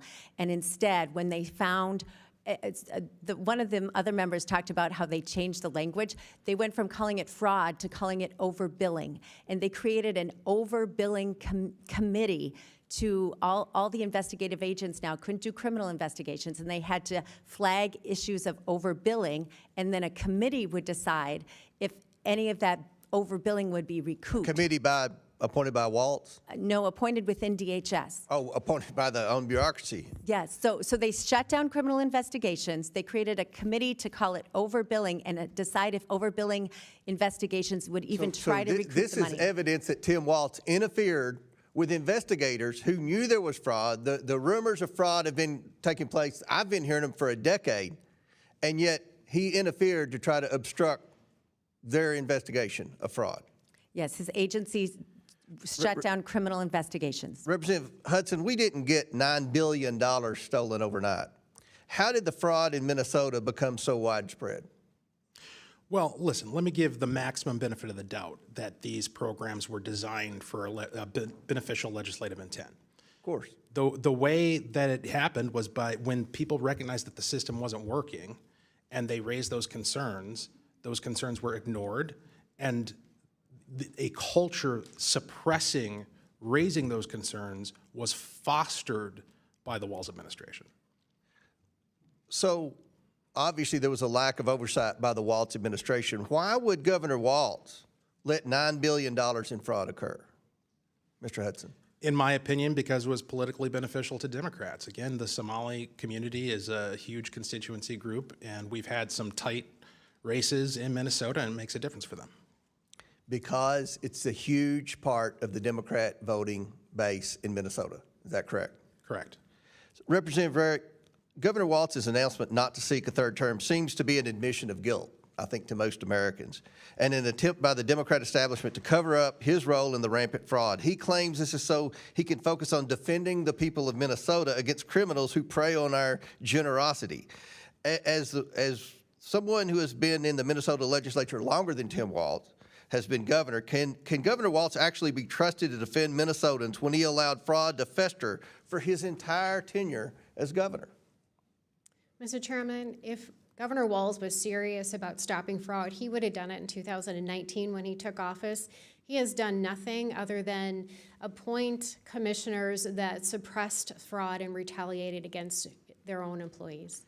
And just think, this man was almost elected Vice President of the United States. This was the pick for the sitting Vice President of the United States to be the next Vice President of the United States. This is unbelievable. If people aren't held accountable, if people don't go to jail for this, this will continue, not just in Minnesota, but other states. And we're going to do everything we can on this committee to work with you all and every whistleblower in Minnesota and any other of the 49 states who wants to come forward to expose waste, fraud, and abuse. We're going to work with you and eliminate it and hold people accountable. Chair now recognizes Mr. Mfume. Is that right? Mr. Chairman, I just have a UC request. Okay, go ahead. First one is from the American Immigration Council. Immigrants contribute billions to federal and state taxes each year, as well as immigrants do not commit more crimes in the U.S. despite fear-mongering. Without objection, so ordered. Chair now recognizes Mr. Mfume from Maryland. Thank you very much, Mr. Chair. I want to thank you and the ranking member for bringing us together on this today. I have a request for unanimous consent to enter into the record a letter from James Clark, the Inspector General of the Minnesota Department of Human Services, directed to the Fraud Prevention and State Agency Oversight Committee of the House of Representatives in Minnesota, requesting information on the alleged 700 tips that have been received I'd like to enter that with unanimous consent, Mr. Chair. Without objection, so ordered. Mr. Chair, I know we're up against the clock. Many of us are trying to get to the special briefings on the action that has taken place in Venezuela, and so we are leaving one by one. I do want to try to get a couple of things in before I have to depart also. I want to thank you again. As ranking member of this committee's subcommittee on government operations, it has been my focus to combat waste, fraud, and abuse within the federal government for the last 3.5 years. Regardless of what side you're on, what side of the aisle, or what you believe, as has been stated, everybody should be against fraud. It requires our collective attention to address the issue and to minimize the consequences that we are seeing that are taking place. Not minimize the consequences to the perpetrators, but minimize the hurt to taxpayers in this country. As ranking member of that committee, we have committed ourselves to fight this full and necessary issue over and over again. And I believe that from most of the people I've heard, we all are concurrence that stealing from taxpayers is the wrong thing, period. Now, the distinguished gentleman from Texas, Mr. Sessions, and I, who is the chairman of that subcommittee, have been working together on a bipartisan basis to create a congressional scorecard to assess the progress of key government spending programs in reducing fraud and improper payments, both through the federal government and through states. Additionally, through the American Rescue Act plan, Congress has provided funding for PRAC, as well as the Pandemic Analytics Center of Excellence to deter, detect, and prevent fraud across multiple state agencies and multiple federal agencies. I've also co-led several bills here in the House that address that type of fraud. Congress should defend these programs that seek to find a way to root out this problem, and we need to do that in a bipartisan, nonpartisan way. The Council of Inspector Generals for Integrity and Efficiency, in their report a year and a half ago to the Congress and to the President, found that every dollar spent on the Office of Inspectors General, as a result, $26 was saved for every one that was spent. Now, that's a return on investment that taxpayers deserve, and unfortunately, the Trump administration illegally defunded CIGIE last year, and I've joined with my colleagues, several of whom on this committee, in leading several letters to oppose that unlawful set of firings of inspector generals. I urge this administration again and my colleagues to restore the congressionally designated funding to CIGIE and the offices of inspectors general so that we might be able to continue the work necessary to combat waste, fraud, and abuse. Before I yield, I want to thank Mr. O'Connor for his comments that this issue should be nonpartisan, that when we make it something other than that, we take away from our ability to bring about change, and we, in some sort of way, chip away at the sort of belief that the public has that we are really serious about doing something here. So it was concerning to me also to have heard some of the xenophobia that began earlier in this hearing, Mr. Chairman. Differences versus similarities. And when we do that, we create the problems that we always are trying to do away with. Asking witnesses to give their opinion of Somalis as a general group of Americans. Asking witnesses their opinion. Do you think they vote for Democrats? Do you think they just give money to Democrats? Asking their opinion. What is your opinion of Somalians? We might as well say, what is your opinion of Jews? What is your opinion of black people? What is your opinion of Latinos? That sort of thing, although it may sound good and play to the issue, creates a slippery slope. I want to caution people, a slippery slope. We heard earlier that of over 100,000 Somalis in this country, 87 were indicted in Minnesota. That comes out to 0.087%. Those sort of things create, I think, the disbelief that a lot of people have that we're about doing the business that we ought to do, and it gets back to the point that the gentleman from California raised, that we've got to find a way to keep this from being partisan and to keep it from being subjective. I would yield back, Mr. Chair. Gentleman, you're right. Chair recognizes Mr. Biggs before I go to Mr. Crane. Mr. Biggs, you have a UC? Yes, sir. First one is Tim Waltz claims he fired people amid fraud scandals but won't name names. Next one, Waltz appointees failed to stop rampant Minnesota fraud. Next one, exclusive DHS insider claims systemic issues in addressing fraud. Next one, here's what the Trump administration is doing to crush Minnesota's fraud epidemic. Next one, Minnesota Fraud Committee Chair claims Waltz turned a blind eye to fraud warnings for years, and I'll yield back. Without objection, so ordered. Chair recognizes the gentleman from Arizona, Mr. Crane, for 5 minutes. Thank you, Mr. Chairman. Grateful to have elected officials from Minnesota here today who can provide more intimate information regarding this mind-blowing fraud coming from the Somali community in Minnesota. According to Assistant U.S. Attorney Joe Thompson, there is an estimated $9 billion or more in fraud. Many obviously believe that this is just the tip of the iceberg. I want to thank and acknowledge the independent reporters Nick Shirley and Dave Hawk who broke this story wide open. Today I'm introducing a bill to award Nick Shirley with the Congressional Medal for his explosive work in exposing astronomical fraud in Minnesota. And the reason I'm doing this is because the American people are sick and tired of this, and they're sick and tired of mainstream media not covering any of it. The biggest question that most Americans, however, have is this: is this incompetence at the executive level with the governor and attorney general? Are they involved and complicit? I'm going to start with you, Ms. Robbins. Thank you, sir. My understanding is that they were certainly aware of the fraud and they did nothing to stop it. And there were plenty of opportunities. And their commissioners and their agencies also undermined efforts to tighten internal controls. And according to Ms. Rarick, I believe you said that they were actually going after whistleblowers to suppress the expose of this fraud. Is that correct? That is what the whistleblowers have said repeatedly. Thank you. One thing that is so alarming is the reporting that many of these fraudulent companies are then donating the stolen money back to the same Democrats that are protecting them and advocate for these very programs. Is that correct, Mr. Hudson? I would agree with that statement. Well, we just had one of my Democrat colleagues said these are just opinions. Do you know, are these guys donating money back to Democrats? Yes, they are. I'd like to enter into the record, Mr. Chairman, an article from Breitbart News saying, with the title being Database Searches Show Somali Fraudsters Funding Democrat Politicians. So these aren't opinions. Without objection. There's actually reporting on this. Are you guys aware? You guys are elected officials in Minnesota, right? Are you guys aware of the reporting that some of the stolen money is getting funneled back to the Islamic terror group Al-Shabaab in Somalia?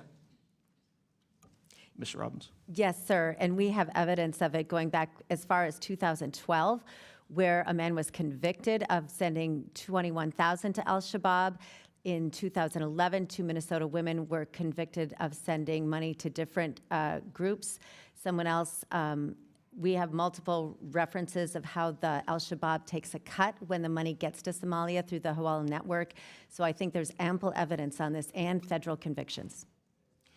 Yeah, that's outrageous. Obviously, one of the biggest reasons so many Americans are outraged by this massive exposure is because we generously and often foolishly allow immigrants and people into our country, and then they rob the American people blind while our debt skyrockets and the American people struggle to make ends meet. Are you guys hearing from your constituents the same outrage that I'm hearing from mine about this issue? Minnesotans are fed up. Everywhere I go in the state, Minnesotans are so frustrated. As I said in my opening remarks, we are a highly taxed state, and they are angry that this much of their money, $9 billion, is being absconded by criminals. Mr. Hudson, are you just hearing from Republicans on this, or are Democrat constituents like, oh my God, I'm struggling to put my kids in school, struggling to make ends meet, and my tax dollars are being robbed by people, and then they're sending it all over the place, and this is complete fraud. What is going on, and why hasn't anything been done about it?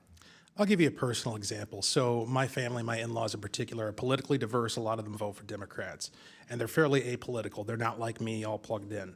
And so I kind of use them as a bellwether for what the people are thinking. Across the board, everybody is upset about this fraud. And I'm guessing when you guys bring this up, whether it's to the Waltz administration, whether it's to the AG, The number one thing that comes back at you is you're a racist, you're a white supremacist, or you're an Islamophobe. As we've seen Governor Walz now trying to answer for these questions, he's doing it at the national level. Do you guys hear the same thing at the state level as well? Yes, absolutely. They always pivot to the divisive. As I stated in my opening statement, it's diversion, right? We're going to talk about personalities. We're going to talk about partisan politics. We're going to find some way to get people yelling at each other rather than looking at the problem. Or, like you've heard my colleagues do on this panel, it's Donald Trump, baby. Yep. It's all about Donald Trump, right? The old pivot. We're not going to talk about what's going on in Somalia and not going to talk about what's going on in Minnesota with this massive fraud scandal. We're going to talk about Donald Trump. With my remaining seconds, can we play the video I have, Mr. Chairman? Or did we run out of time? We did run out of time, but can we put that in the record with that? Can we? Thank you. Yeah. Thank you, Mr. Chairman. I yield back. Okay, thank you. Representative Crane yields back. Chair recognizes Ms. Stansberry from New Mexico.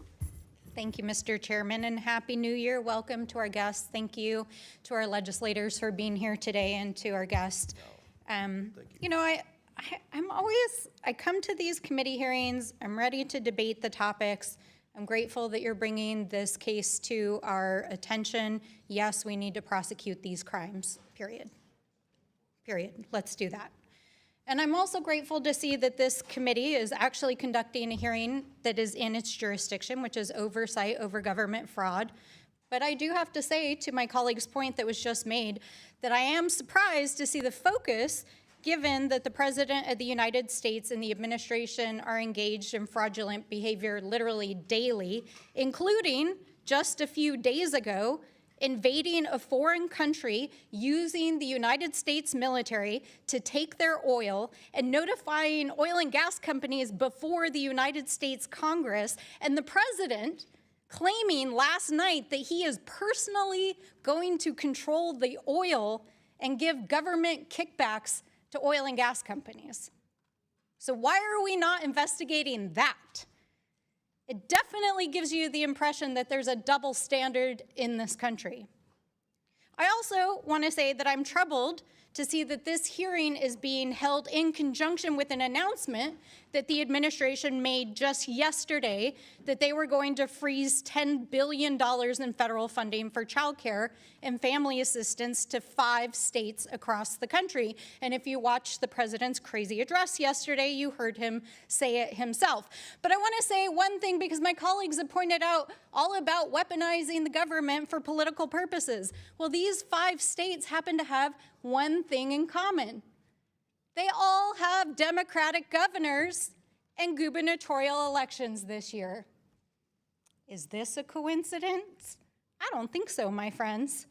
And this, of course, comes after weeks of viral videos from a young man YouTuber who was literally creeping around daycares by himself, making claims about fraud that were not there. And then the vice president and the FBI director were retweeting these videos without even verifying if they were true, unleashing a furor of anti-immigrant and anti-Somali hate across the country, wherein thousands of Somali people got targeted and harassed, including by the President of the United States, who literally used his platform as the President of the United States to call an entire community garbage. He literally said that. So we're not accusing people of being xenophobic and racist. They are being xenophobic and racist, including the President of the United States. And I want to say, for one, that I stand with the Somali and the immigrant community standing here today. But there's a bigger policy point here, which is that this is being used as a politically expedient moment to take away the immigration status of Somalis in the United States as part of the mass deportation plan of this administration. And it is also being used by the 2025ers in this administration to freeze critical programs that we know low-income families depend on, and which they call part of the woke agenda. This is part of a larger effort to defund these programs, as we are seeing across these 5 states. So I think it's important to pull back the curtain a little bit about what is actually going on in this hearing and its coordination with the administration, that this is about, 1, demonizing political opponents in Democratic states during a major election cycle. 2, it's about demonizing the immigrant community to support cruel and illegal mass deportation policies. And 3, it's about demonizing poor people and struggling families to justify taking away the basic programs that are helping them survive in this country. So I want to just close out by saying that I grew up in a low-income family. Many of you have heard my story before. But as I woke up to the news that the president was freezing child care funding to these 5 states, I had to think about the millions of families that would be impacted by it. I think about my own mom, a single mom, just barely struggling to get by, working multiple jobs. These programs are a lifeline. They make it possible for people like me to ultimately have a pathway to success. And you all are sitting here running legislation on shower heads while millions of Americans' health insurance is expiring, while millions of Americans can't even put food on the table right now. And you're over here parading around state officials, demonizing immigrants, talking about cutting basic programs, and you're passing legislation to redefine shower heads in Congress while the President of the United States is illegally invading foreign countries. Order. Gentlelady's time's expired. I find it appalling. Order. And Gentlelady's time's expired. Chair recognizes Dr. Fox from North Carolina. Oh, before Chair recognizes Mr. Biggs from Arizona. Thank you, Mr. Chairman. I have UC requests. First one, HHS freezes child care payments to Minnesota after massive fraud alleged. Next one, Minnesota's Quality Leering Center fixes sign at address still misspelled. Minnesota made it easier to get into daycare business. Trump's deputies freeze child care payments to Minnesota amid alleged Somali fraud. Jonathan Turley explains why feds can dig deep into Somali scammer special. Without objection, so ordered. Chair recognizes Mr. Gill. Got another UC request, an article from City Journal. Quote, the largest funder of al-Shabaab is the Minnesota taxpayer. Without objection, so ordered. And I believe, Mr. Fallon, you have a request? Yes, Mr. Chairman, I'd like to enter into the record an article by the Center of American Experiment, Feeding Our Future, Keith Ellison, caught on tape. Without objection, so ordered. Chair now recognizes Dr. Fox from North Carolina. Thank you, Mr. Chairman, and I thank our witnesses for being here today. Representative Robbins, when Governor Walz testified before this committee last June, I reminded him that the fraud involving the nonprofit Feeding Our Future established Minnesota as ground zero for the largest COVID-19 fraud scheme in the nation. Feeding Our Future took $250 million in federal funds out of the mouths of hungry children, which amounts to $1,600 per child living in poverty in Minnesota. According to the FBI, the $250 million in federal taxpayer money was funneled, quote, into luxury homes, cars, and lavish lifestyles while families struggled, end quote. The FBI stated it, quote, will not allow criminals to rob federal programs and walk away unscathed. We'll expose their schemes, dismantle their networks, and ensure they face the full weight of justice, end quote. Last June, Governor Walz assured me that he, quote, wholeheartedly, end quote, supported the federal government's efforts to bring to justice those who stole federal taxpayer money at the expense of hungry children. If he had been true to his word, we would not be sitting here today. However, the committee's back today because the Feeding Our Future scam is just the tip of the iceberg of fraud in Minnesota and perhaps beyond. Representative Robbins, Democrats in your state have tried to dismiss your inquiry into the Feeding Our Future fraud as a partisan political exercise. Is exposing fraud and theft of taxpayer funds a partisan activity? No, ma'am. As I said in our first committee hearing, it is nonpartisan. Everyone should want to protect taxpayers and vulnerable citizens. And we completely agree. Representative Robbins, did Governor Walz work with you and your committee wholeheartedly to bring justice to those involved in the Feeding Our Future fraud? No, ma'am. They have ignored the documents we have provided to them. We did a hearing in February of 2025 on childcare fraud that was outlined in the Nick Shirley video, and we gave them a list of 72 childcare providers that we were concerned about that got $1 million each or more. And as we saw in the Shirley video last month, they have done nothing about it. Representative Hudson, for several years we've heard about whistleblowers, highlighted by some of us in Congress who noted instances of fraud in Minnesota. With this in mind, the recent allegations from Nick Shirley regarding staggering amounts of fraud involving child care centers come as no surprise. What kind of climate did Governor Walz create for whistleblowers? Well, I think he did a really good job of demonstrating for us the kind of climate that he's created yesterday when in an unhinged rant, he tried to throw Deputy U.S. Attorney Joe Thompson under the bus, a guy who's been doing this for, I believe, 16 years. If he's willing to throw a Deputy U.S. Attorney under the bus, what do you think he's going to do to a state agency employee? That's the climate, and everybody who works for the Walz administration knows it. Thank you.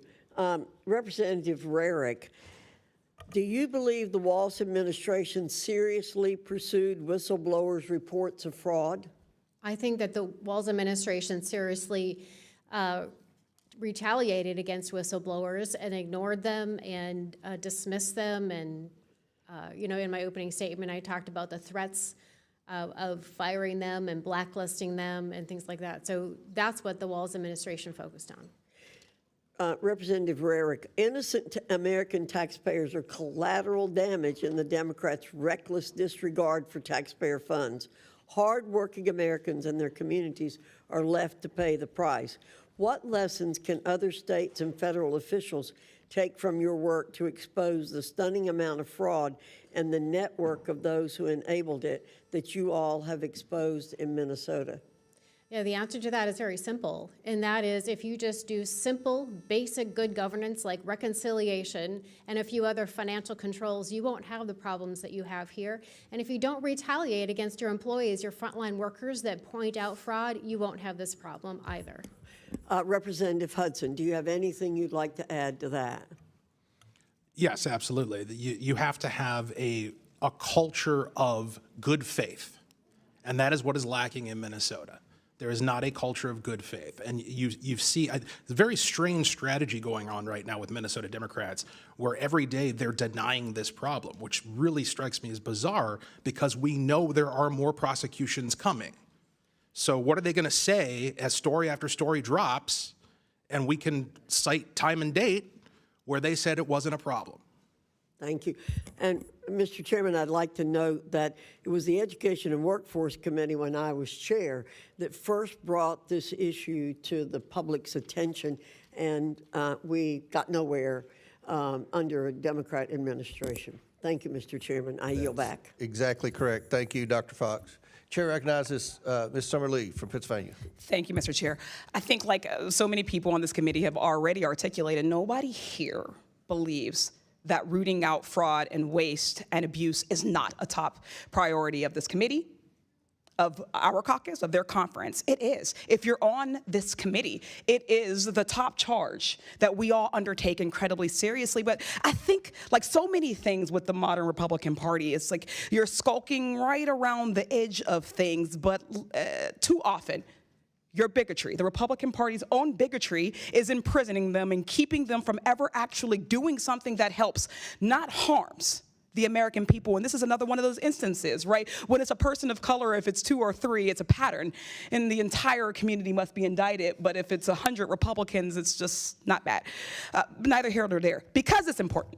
That's why we have routinely held hearings where we actually go over with the Government Accountability Office their high-risk list. We take it seriously. But the tone of this hearing seems to be a hypocritical witch hunt. It's hard to take it as anything but that, rather than an actual oversight effort. Our federal government currently has the tools to catch and prevent waste, fraud, and abuse. It's how the alleged fraud in Minnesota was caught by the Biden administration in the first place.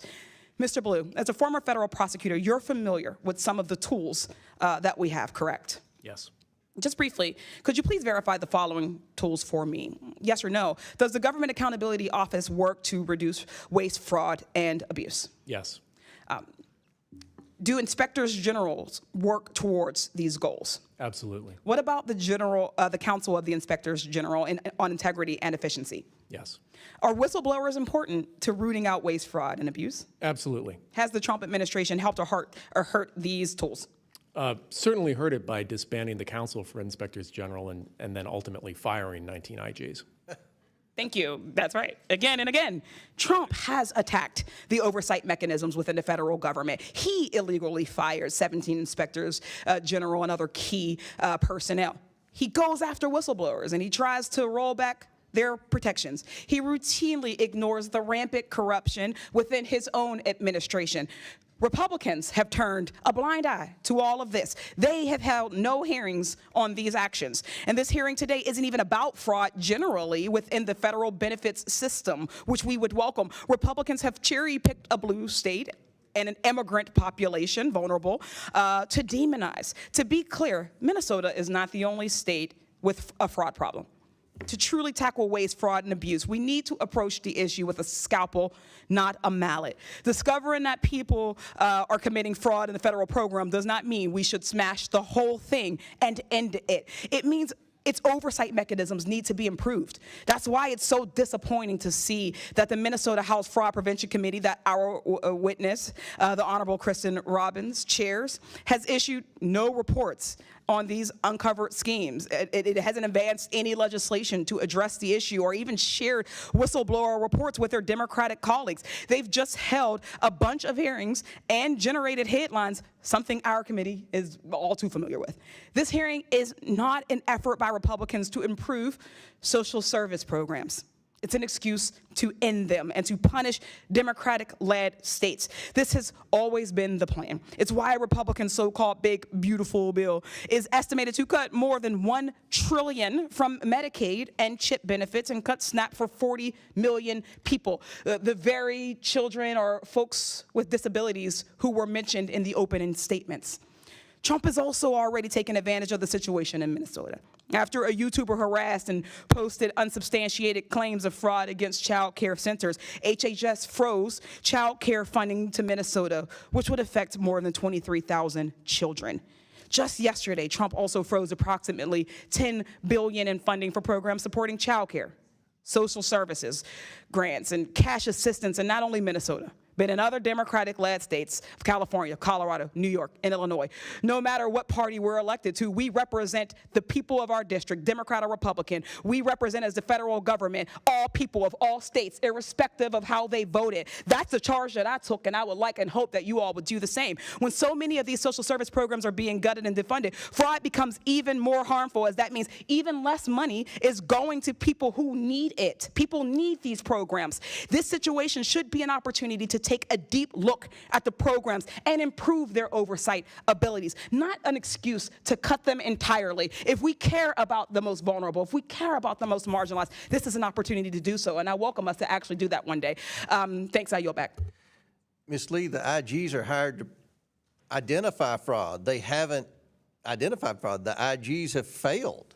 But anyway. You all have failed. No, you all continue to fail. We've done nothing. You've had the gavel, Mr. Comer. We barely do hearings on anything that actually affects change. You have power here, and yet you don't do anything. Yes, he actually initiated this, sir, but thank you so much for your opinion. You have failed. I yield it back. Chair recognizes Mr. Perry from Pennsylvania for 5 minutes. Thank the chairman. And I'd just like to point out to everybody that at this very moment, we're going to consider an appropriations bill that had an earmark in it for $1 million for another Somali-led organization whose family has ties and convictions to ISIS and fentanyl-related addiction. And I think it's very difficult to just, for all of us to determine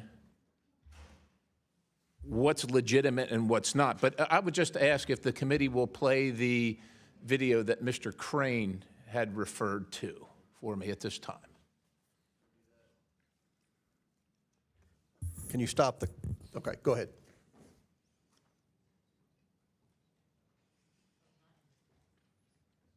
We get the sound turned up. You can see the subtitles there.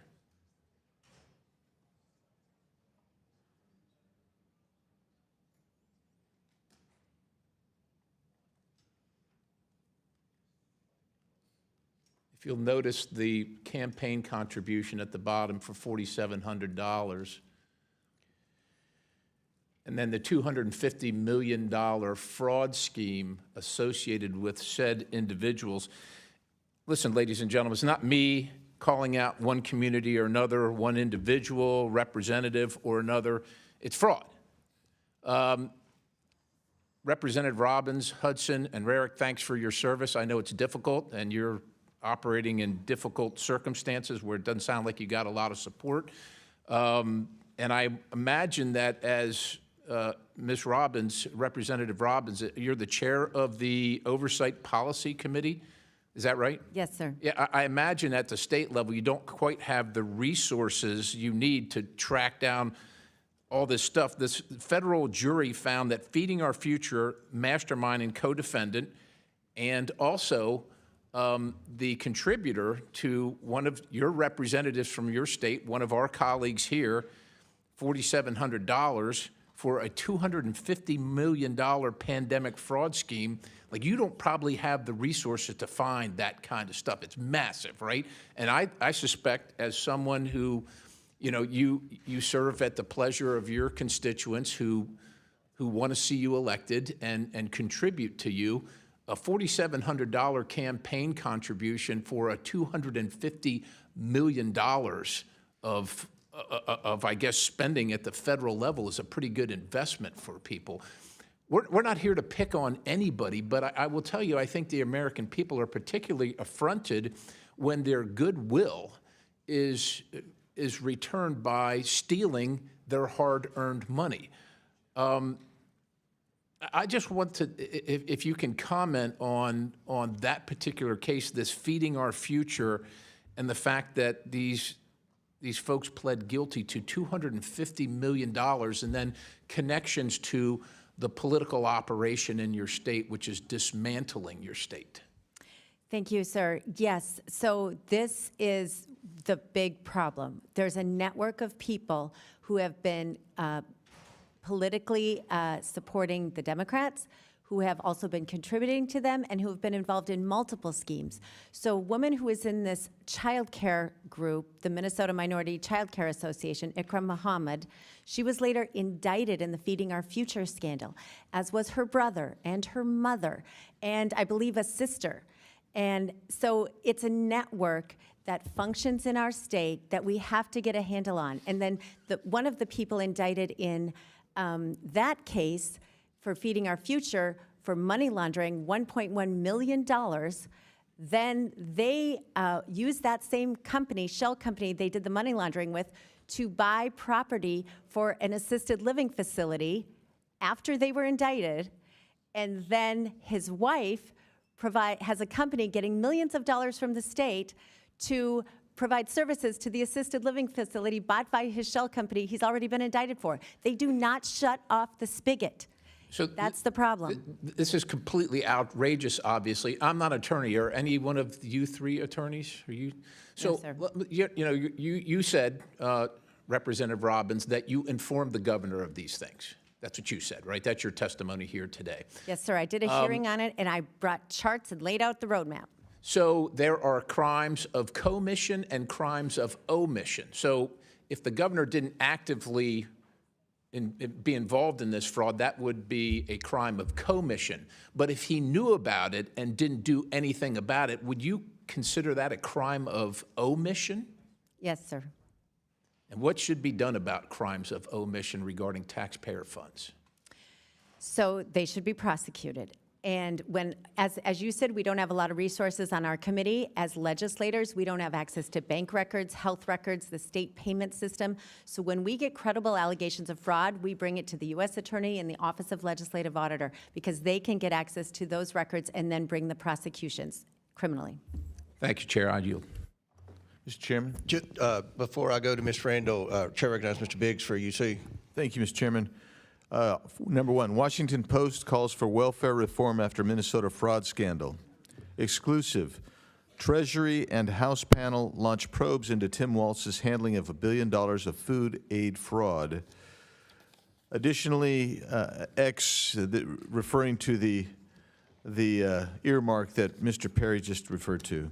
Additionally, the Somali fraud scandal gave Trump a kill switch. What happens if he doesn't use it? Resurfaced video shows how Somali scammers use daycare centers to scam the state. Scrutinizing SNAP will help ensure the neediest get food stamps. Masterclass, A.G. Hamilton School's WAPO hack playing race card to defend Somali fraud ring in Minnesota. Tim Walz was brought down by a scandal hiding in plain sight. Unearthed surveillance video shows parents allegedly helping with fraud. I yield back, Mr. Chairman. Gentleman yields back without objection, so ordered. Gentleman yields back. Ms. Randall, a couple of our witnesses have requested bathroom breaks. I told them, the ranking member and I agreed, they can go and come back. We're going to keep the hearing going. If your questions were pertaining to one of them, we'll skip to someone else. If that, do you want to go ahead? All right, Chair recognizes you for 5 minutes. Thank you, Mr. Chair. You know, I have prepared some remarks that I definitely want to get to about the importance of childcare funding for all of us in all of our districts. I think we all recognize that we are in a childcare crisis. We have lost so many parents, especially women, from the workforce because they just cannot find adequate childcare. But I have to start by addressing some of what we have heard in this committee so far today. I didn't get myself together to ask any of my colleagues to yield to for a question, so I'll ask you, and if you don't know the answer, it's okay, I do. What % of sexual assaults in the United States are committed by white men? I do not know. 57%. Of the January 6th insurrectionists who were pardoned, do you know how many have been charged and convicted and arrested of additional crimes, including child sexual assault, kidnapping, production of child pornography, rape, conspiracy to murder an FBI agent, domestic violence by strangulation? I do not have that information. No, 33 since their pardons. Of the 21,504 murder offenders in the United States in 2023, do you know how many were white? No. 8,842, which is 41%. Following the domestic extremist tracker that GEW compiles, since 2015, there have been 643 individuals charged, 447% found guilty. Do you know how many are men? You tell me. 95%. We can trot out all of the data that we want to create the sense that there is a bad guy. There is a bad group of people. There are folks who are not among us. There are folks who are other.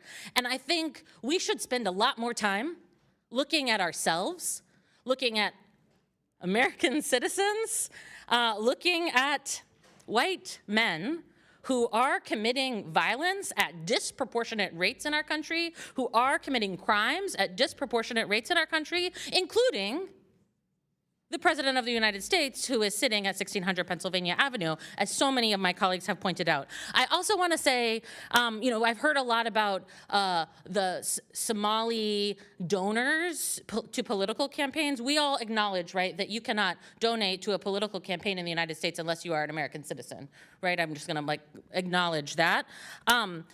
You know who else is getting rich as a campaign donor?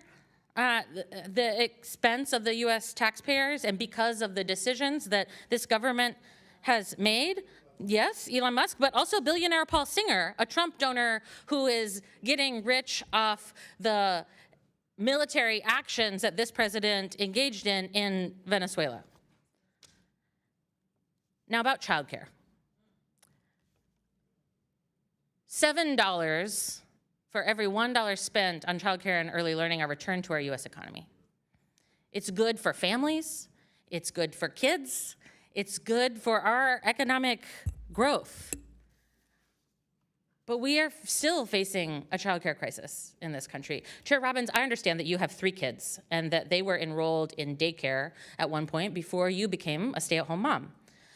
What would your reaction be to an unknown, potentially armed, angry individual showing up at your home with a camera, demanding to enter while your children were at home? So we used a neighbor to do our childcare. What if they showed up at your neighbor's house? Yes, I don't think they would be coming in. But Yeah, how honestly, how would you feel about it if someone who was armed and angry showed up in the house where your children were? I'm not sure I understand who was armed. What are you asking about? Thank you. I imagine you'd be scared. I think many families would be scared if that happens to you. I want to share a story of a provider from Washington State who said, following these fraud claims and the demonization of Somali Americans and childcare providers, 3 adults came into her home and banged on her door, startling the children in her care. The children were frightened and confused. She's been receiving repeated death threats by phone and voicemail. Individuals have returned multiple times, sometimes 2 or 3 times a day, parking outside the home and monitoring activity. They recorded families arriving and leaving. As a result, families felt unsafe and some withdrew their children from care. A nearby provider closed their program entirely due to fear. Another provider shared that she was approached by a man with a gun outside her home who interrogated her about her childcare program, and she is now too scared to step outside. Providers aren't answering the phone anymore because of all the threats, which means that parents aren't able to get in touch with staff regarding their children's care. Mr. Chairman, order. Gentlelady's time's expired. You went 30 seconds over. Thank you. Thank you for your lenience, Mr. Chair. Chair recognizes Mr. Gosar from Arizona. Thank you, Mr. Chairman, and thanks to the witnesses for traveling. Now, Ms. Robbins, the Minnesota legislature, led by your committee, sounded the alarm on the fraud for years, but has been ignored by Governor Walz. Did Keith Ellison, the Attorney General, was he aware of this? Yes, he was aware of the fraud, and he came before our committee, and I feel like he did not do his job prosecuting these cases. Most of the cases have been prosecuted federally by the U.S. Attorney, both under President Biden in Feeding Our Future and currently under President Trump. So he's, in your state, is the top attorney for the public, right? Yes. For the public. That's kind of find it very interesting. Well, maybe it has to do with something with campaign contributions. Attorney General Ellison and his son received from members of the leading Feeding Our Future, an organization now under investigation. The same group whose members allegedly tried to bribe jurors, but I'm sure that's just a coincidence. Nothing to see here. Sounds very familiar. Sounds very Biden crime syndicated-esque.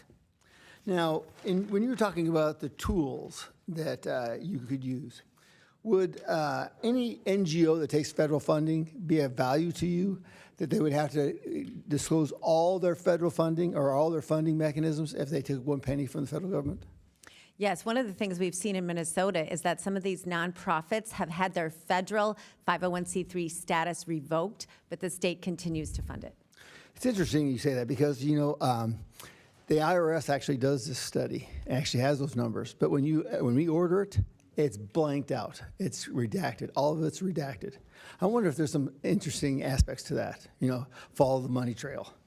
Now, Representative Hudson, the head of Feeding Our Futures was sentenced in November for his role in the largest COVID fraud scheme in U.S. history, according to the DOJ. This is a predictable result of the massive COVID spending with little or no oversight.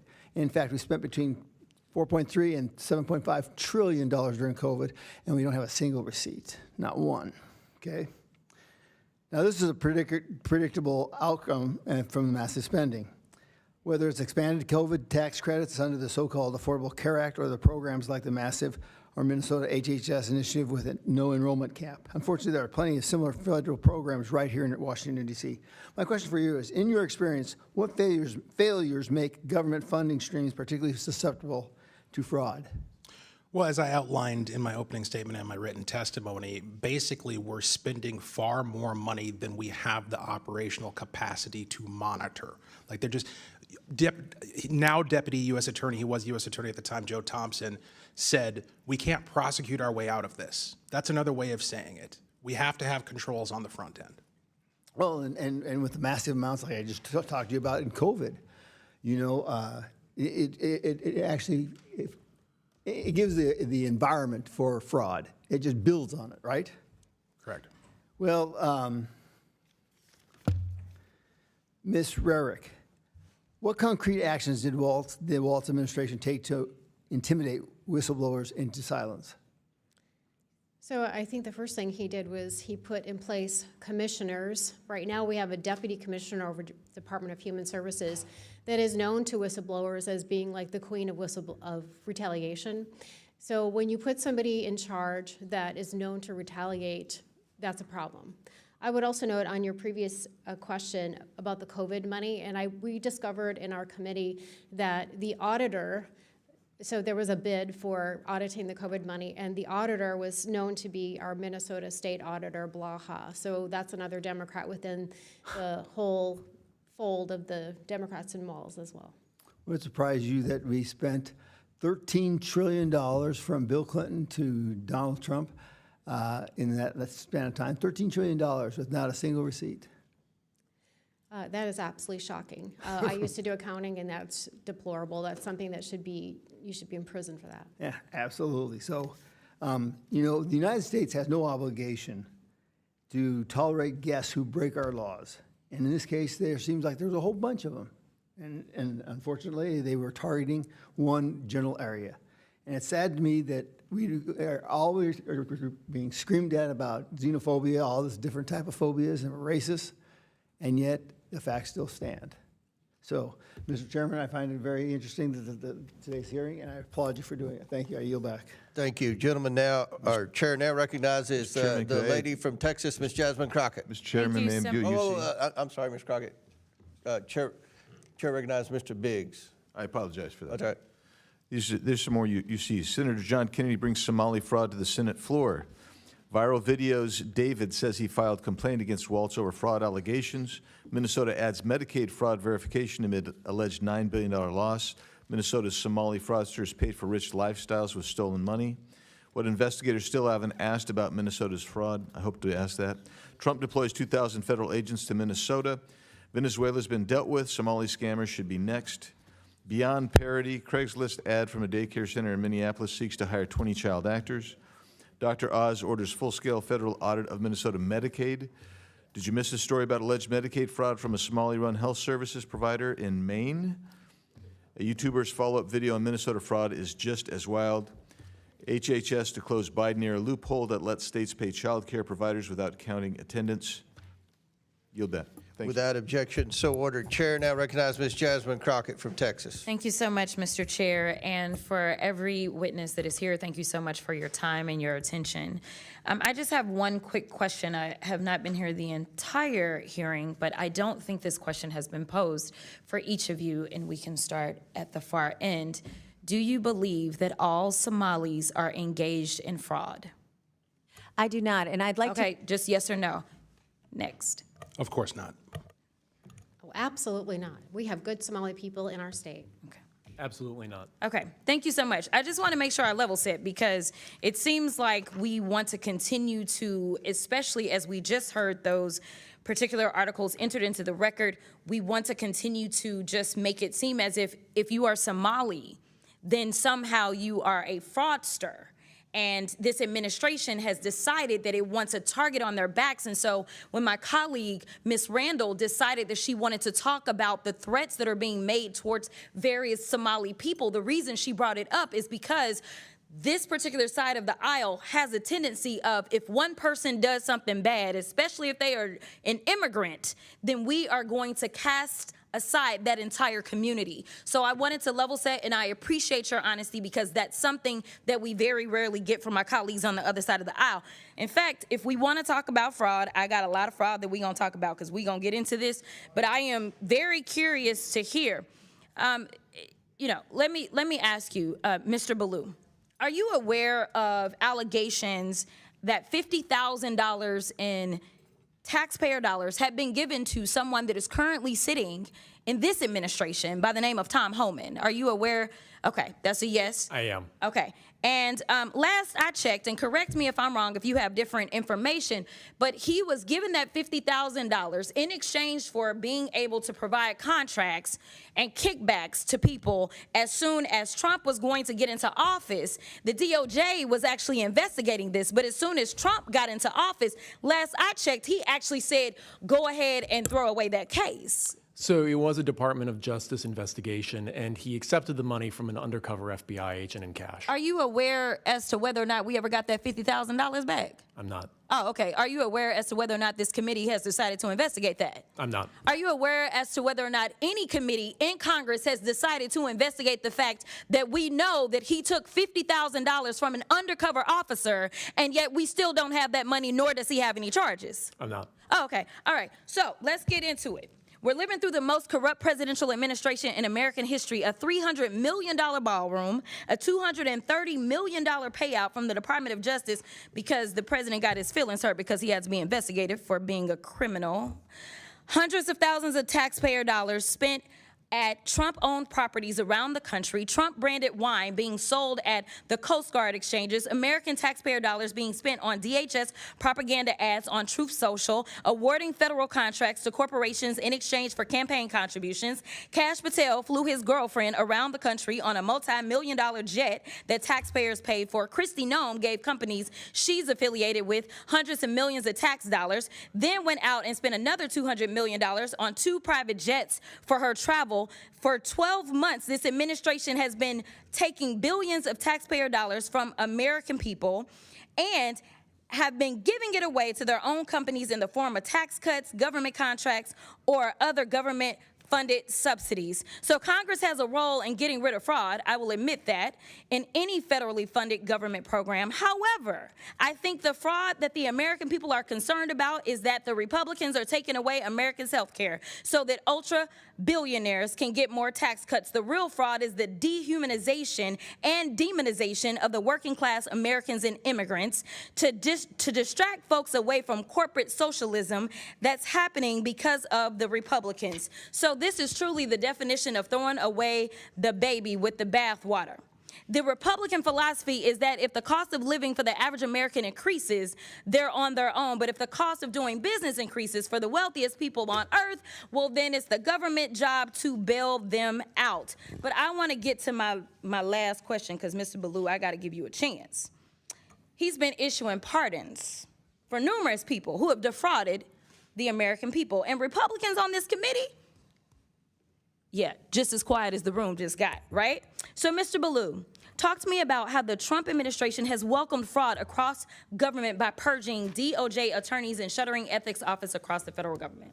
Well, one of the things that's been a common theme in this discussion so far is potential government employee involvement in some of these schemes. That hasn't been proven yet, but it does seem to be alleged. The concern that I have is the office that would prosecute that in the Department of Justice, the Public Integrity Section, has been largely defunded and decimated. Thank you so much. And my time has expired, but I do have some UCs, Mr. Chairman. You want to do them now? I do. Okay. The first one is from Truth Out. Trump grants clemency to executive who led $205 million Medicare fraud scheme. Without objection, to ordered.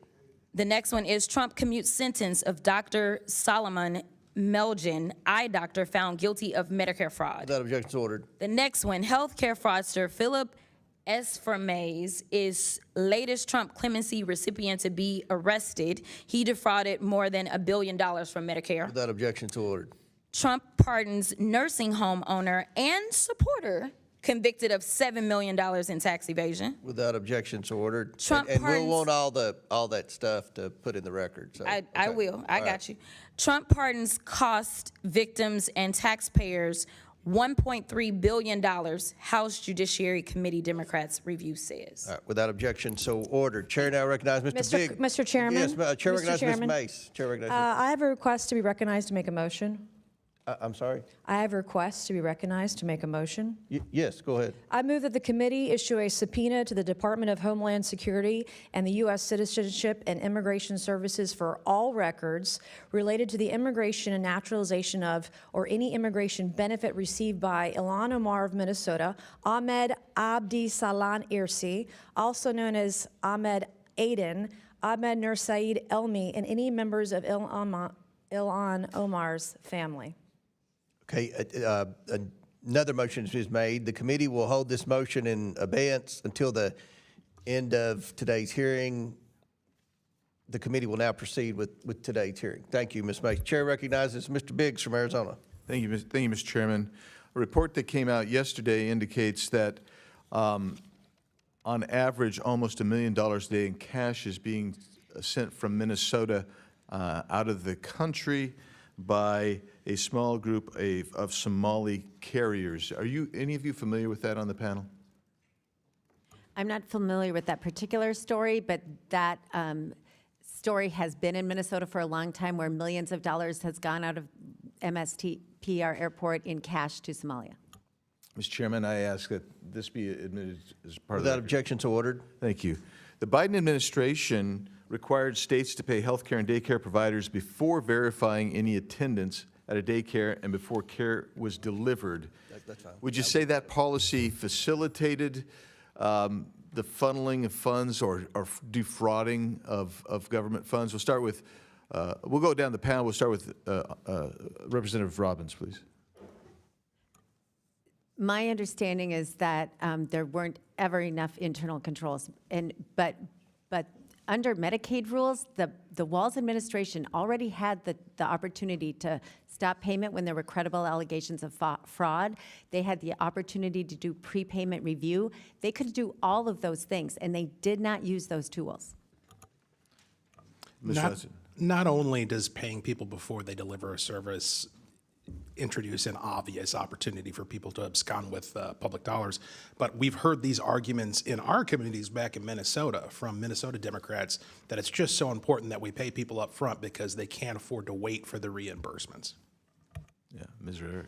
Yeah, this is absolutely counter to good accounting and good accountability. So I would definitely say that you should be providing the service and getting paid after. Mr. Ballou, what do you think? I can't speak to that policy only because I'm learning about it just now. But I will say, my So then the question then is, do you think it's a good idea to pay for the service up front before it's delivered and without accounting? I can only speak to the criminal side of things, not the administrative side. But my concern here, again, is to the extent that there would be violations because of that change, the office responsible for prosecuting those crimes. Okay, so that's largely, so you didn't want to answer the question. You want to filibuster. Thanks, brother. Appreciate it.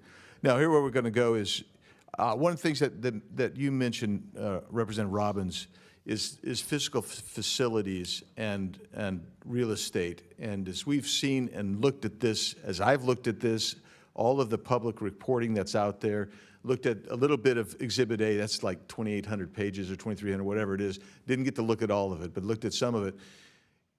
I want to know, did anybody go in and find out who's owning all these properties? Because you have basically vacant properties ostensibly holding themselves out to be daycare centers. Who owns those properties? Anybody look into that? So some of our staff is looking at it currently, and I would encourage people to think about this as you look at your other states. So we have people who own the properties and then other people related to them or close to them that provide the services, and they both get remuneration. And then we have people who homestead assisted living facilities, small single-family homes, and say it's a business, but then they shouldn't be allowed to homestead. And we have instances where there are multiple assisted living facilities that have been homesteaded. So the ownership of the properties and the ownership of the business is very important. This has gotten to be such a problem in Minnesota that people invest in the daycare business as an investment. And so getting not only who runs the facility, but who the ownership is critical, because that's where a lot of the money goes. That's my point, is that you're setting up a series and facilitating straw man purchases of actual real property to actually launder or hide money coming from the state and defraud the state.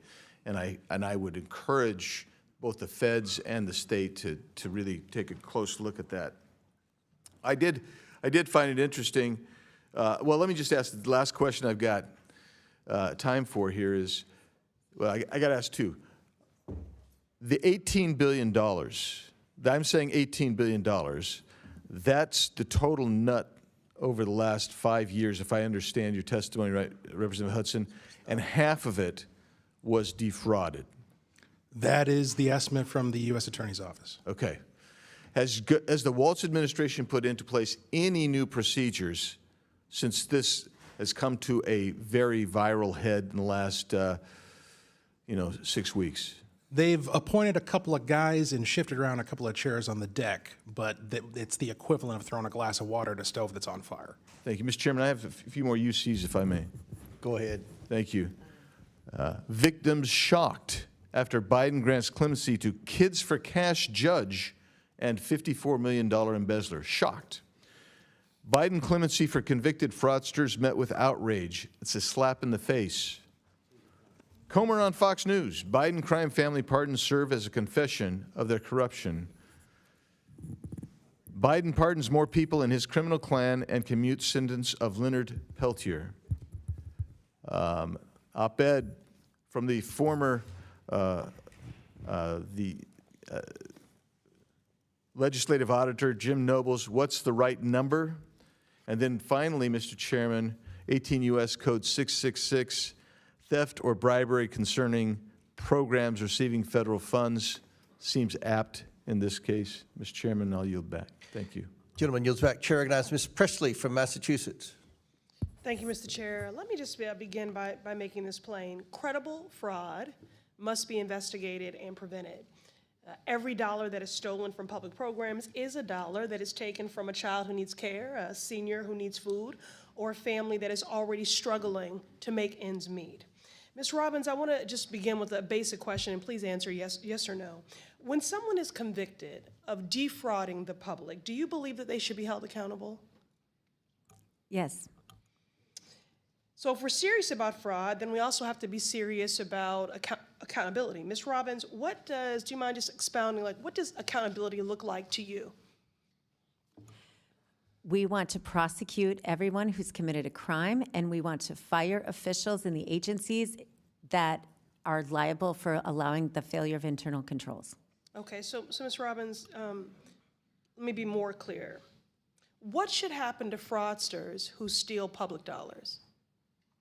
They should go to jail. So in my opinion, accountability means restitution. It means consequences, like incarceration, that help ensure that it doesn't happen again, as a real deterrent and accountability. It means that money taken from families and the public is returned to them. But that is not the standard that is being set by Donald Trump, who is wielding his clemency authority to allow fraudsters to escape accountability altogether. Last month, my office published a clemency report titled Trump's Clemency Gap, How Trump's Pardons Are Ignoring the People Who Need Them the Most. I ask unanimous consent to enter this into the record. Thank you. Now to the witnesses who serve in the Minnesota State Legislature on the Fraud Prevention Committee, let's walk through these pardons for fraudsters, and we all care about fraud. So Ms. Robbins, Mr. Hudson, and Ms. Rarick, Donald Trump pardoned George Santos, who defrauded voters and owed them $370,000 in restitution to victims. Raise your hand if you oppose this pardon. Thank you, Mr. Ballou. Ma'am, I would have to look at the law and the facts of the case. We cannot know the facts of all these individual cases. Don't deflect. This is a very public case. You know who George Santos is. You know exactly what he did. We just agreed that, fraud is unacceptable. And you just talked about accountability. You said if people commit fraud and exploit the public good, that they should be incarcerated. So this is not a complicated question. So I will give you all one more opportunity. Ms. Robbins, Mr. Hudson, and Ms. Rarick, raise your hand if you oppose the pardon of George Santos. Not playing this game. It's not a game. It's real life. It's not a game at all. Okay, but I will take your refusal to go on record, not only as cowardice, but that you do agree with that pardon of that fraudster. Moving on, Donald Trump also gave, and this has never been done before, presidential pardons to corporations that committed fraud. One example is the crypto company BitMEX that violated U.S. law and was fined $100 million. Now raise your hand if you oppose Trump's pardon of this crypto company. Not participating. Thank you, Mr. Ballou. Okay, again, I'll take your refusal to raise your hand in opposition. That means that you support this pardon of this corporation that frauded folks to the tune of $100 million. Refusal to participate is not an reclaiming expression. Reclaiming my time. To participate my time. Do is you know not the an rules of expression committee? one way or Do you the know other. the rules of committee? This is my time. I know that I am Do here not speak as a over member me. of the public. Reclaiming my time. You are that not, you Mr. Chair. serve. Mr. Chair. That's what I know. You are not in order with the rules of the committee. This is my time. This is my time. And it's I our ask the dollars. questions and you answer, but you're too much of a coward to answer. So we're going to move on. Now, yesterday was the 5-year anniversary, and I want to note of the January 6th insurrection. And on Donald Trump's first day in office, he pardoned 1,500 insurrectionists, including Brian Christopher Mock, who's from Minnesota. Are y'all going to say you don't know who that is? He's from Minnesota. Now, he kicked, shoved, and threw a flagpole at police officers, you know, law enforcement that you claim to support. And he did all of that in the name of fraud. He was an election denier, so an election fraud lie. Now, he claims he did these things in the name of patriotism, but really he's just a criminal. So raise your hand if you oppose Trump's pardon of this Minnesota individual. Ma'am, this grandstanding nonsense This is not grandstanding. exactly This is what accountability. Minnesotans hate about D.C. This is accountability, and you are hypocrites. So again, I will take your Thanks refusal for demonstrating my opening Mr. statement. Chairman, Reclaiming order, my decorum. time. She's off the Reclaiming rails. my time. I'm not off the rails, please. You are Enough totally with your off the tropes. rails. Nancy, Order. enough with your tropes. Give me Order. my time back. Order, Mr. Chairman. If Republicans I were didn't come here to be serious about accused reclaiming by somebody who was supposed to serve me. Restore You the serve time. time. me Reclaiming and my time. constituents. You have no time left. You You're don't get to overtime. accuse me of things in this Time's chamber. overtime. You're out of Order. time. Reclaiming my You're out of time. time. She has more You're time out of left. time. We're done here. You're We're out of done. time. Touch in out of time. At least 10 Mr. seconds. Chair, she's out of time. Time's Restore expired. Out of order and out of Presley, time. Ms. Presley, you've You all are already very secured your unserious. MSNBC spot tonight. I'm Now, not your time's I'm required. looking for Chair accountability, recognizes Ms. and you Mace want to from You're run gonna be from the so good on hypocrisy MSNBC. Chair of your recognizes king Ms. Mace. and this administration. Thank you, Mr. Chair Chairman. recognizes Ms. And Mace. Mr. Chairman, I agree. You She's don't going to be care a great about host on hungry children. You wanna be MSNBC. cutting This is medicine. my I time. wouldn't want to jump I in front of reclaim Ms. my Mace if I time. were you, Ms. I Presley. reclaim my time. This is my time. I wouldn't want to interrupt Ms. Mace. It's her time. Chair recognizes Ms. Oh. Mr. Chair, You're out of order. she did not get all of her time. Mr. Chairman, She wants to still out of insult us for order. 10 more seconds. What do Your we time have to is do to expired. get this Chair- woman in order? Her time is expired. Chair recognizes You're Ms. going to Mace. be great on TV. You're really good. No, baby, you're not. No, baby, you're not. You are not in order. You're out of order. Goodbye. You're done.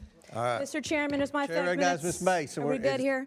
Mr. got it. Chairman, thank you. As I listen to the witnesses answer questions today, I'm struck by the truly breathtaking amount of fraud, the scope and scale perpetrated against the American people by Somalians in Minnesota, screeching Democrats, like you just heard, at our witnesses. Democrats on this committee don't want to talk about Minnesota fraud because Minnesota fraud is Democrat fraud. You're going to make a great host on MSNBC. You're going to be great. And this is a cover-up. I mean, the very definition of cover-up. And so while we're still trying to understand the scale of the fraud, it appears that the amount of fraud we are talking about could exceed the size of GDP in Somalia, the size of its economy is what we're talking about. So let that sink in, the amount of fraud we're talking about. My first question is this, Mr. Ballou, this afternoon. Should Somalians in Minnesota be required to speak English, their citizens? Yes or no? Should they be required to speak English if they're American citizens? I think that question's really inappropriate. Should they? It's not inappropriate. This is the United States of America. Do you speak English? Should Americans speak English? Citizens speak English? Yes or no? Point of inquiry: is English the official language of the United States? It's a question. Mr. Chairman, I'm being interrupted That's again not by a valid another parliamentary inquiry. I would like to reclaim my time, Mr. Chairman. Mr. Chairman, I'd like to reclaim my so time. she's that asking seems the to be witness. a popular She's asking theme the today. That's not a valid inquiry. It's a Stop point the of inquiry. clock. Women That's have not a right to valid speak in inquiry. this committee. Conservative women have the right to speak here and not be interrupted by my male colleagues. Presley's already got that Mr. Chairman, MSNBC slot. I would Chair like to recognizes reclaim Ms. my Mays. time. I lost like 10 seconds there. Okay, we'll give you 10 seconds. Okay, my next question is, should Somalians who committed fraud be denaturalized and deported, Mr. Bayou? Again, Yes I'm not or sure no? that's an appropriate question because the majority of Somali So if you Minnesotans commit are fraud in citizens. this country and you are here from Somalia, you don't believe they should be denaturalized and deported? How Again, much most- fraud would it take for you to want to denaturalize and deport someone who committed fraud in this country? How much? Again, A Ms. billion? Mays, 9 billion? 19 billion? What would it take for you? most Somali Minnesotans are citizens.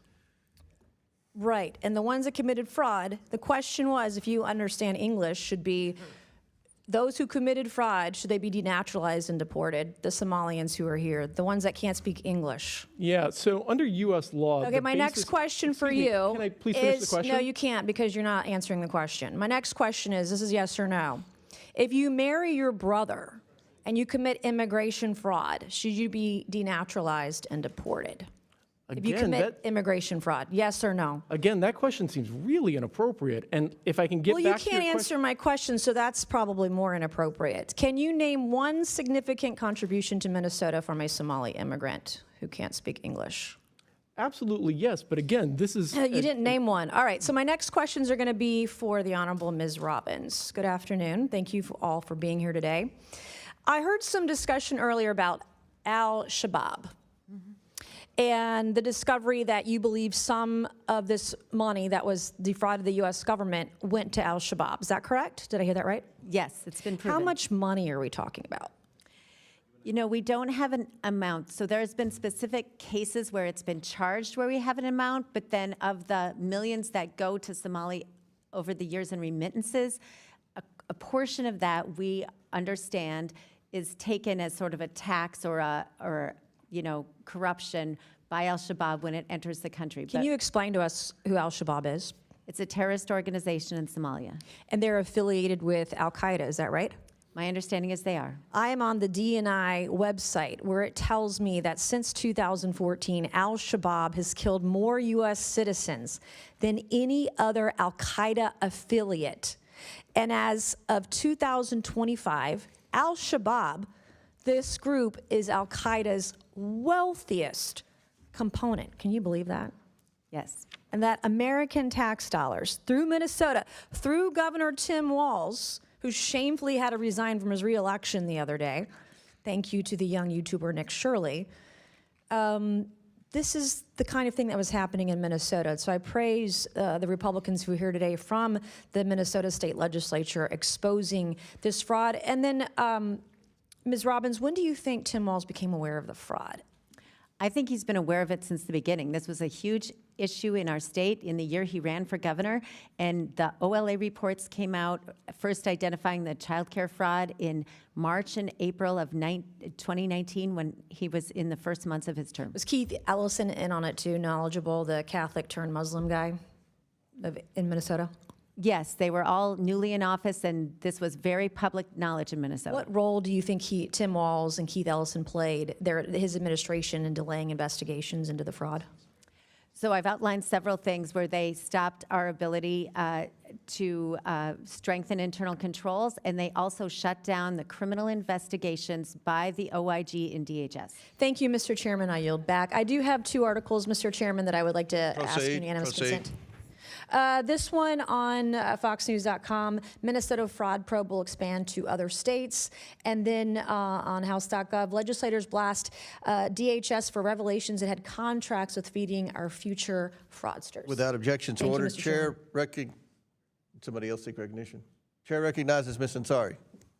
Mr. Chair, I'd like to start with the UC request, an article from the Washington Post titled, "Trump Amplifies Conspiracy Theories on Killing of Minnesota Lawmaker."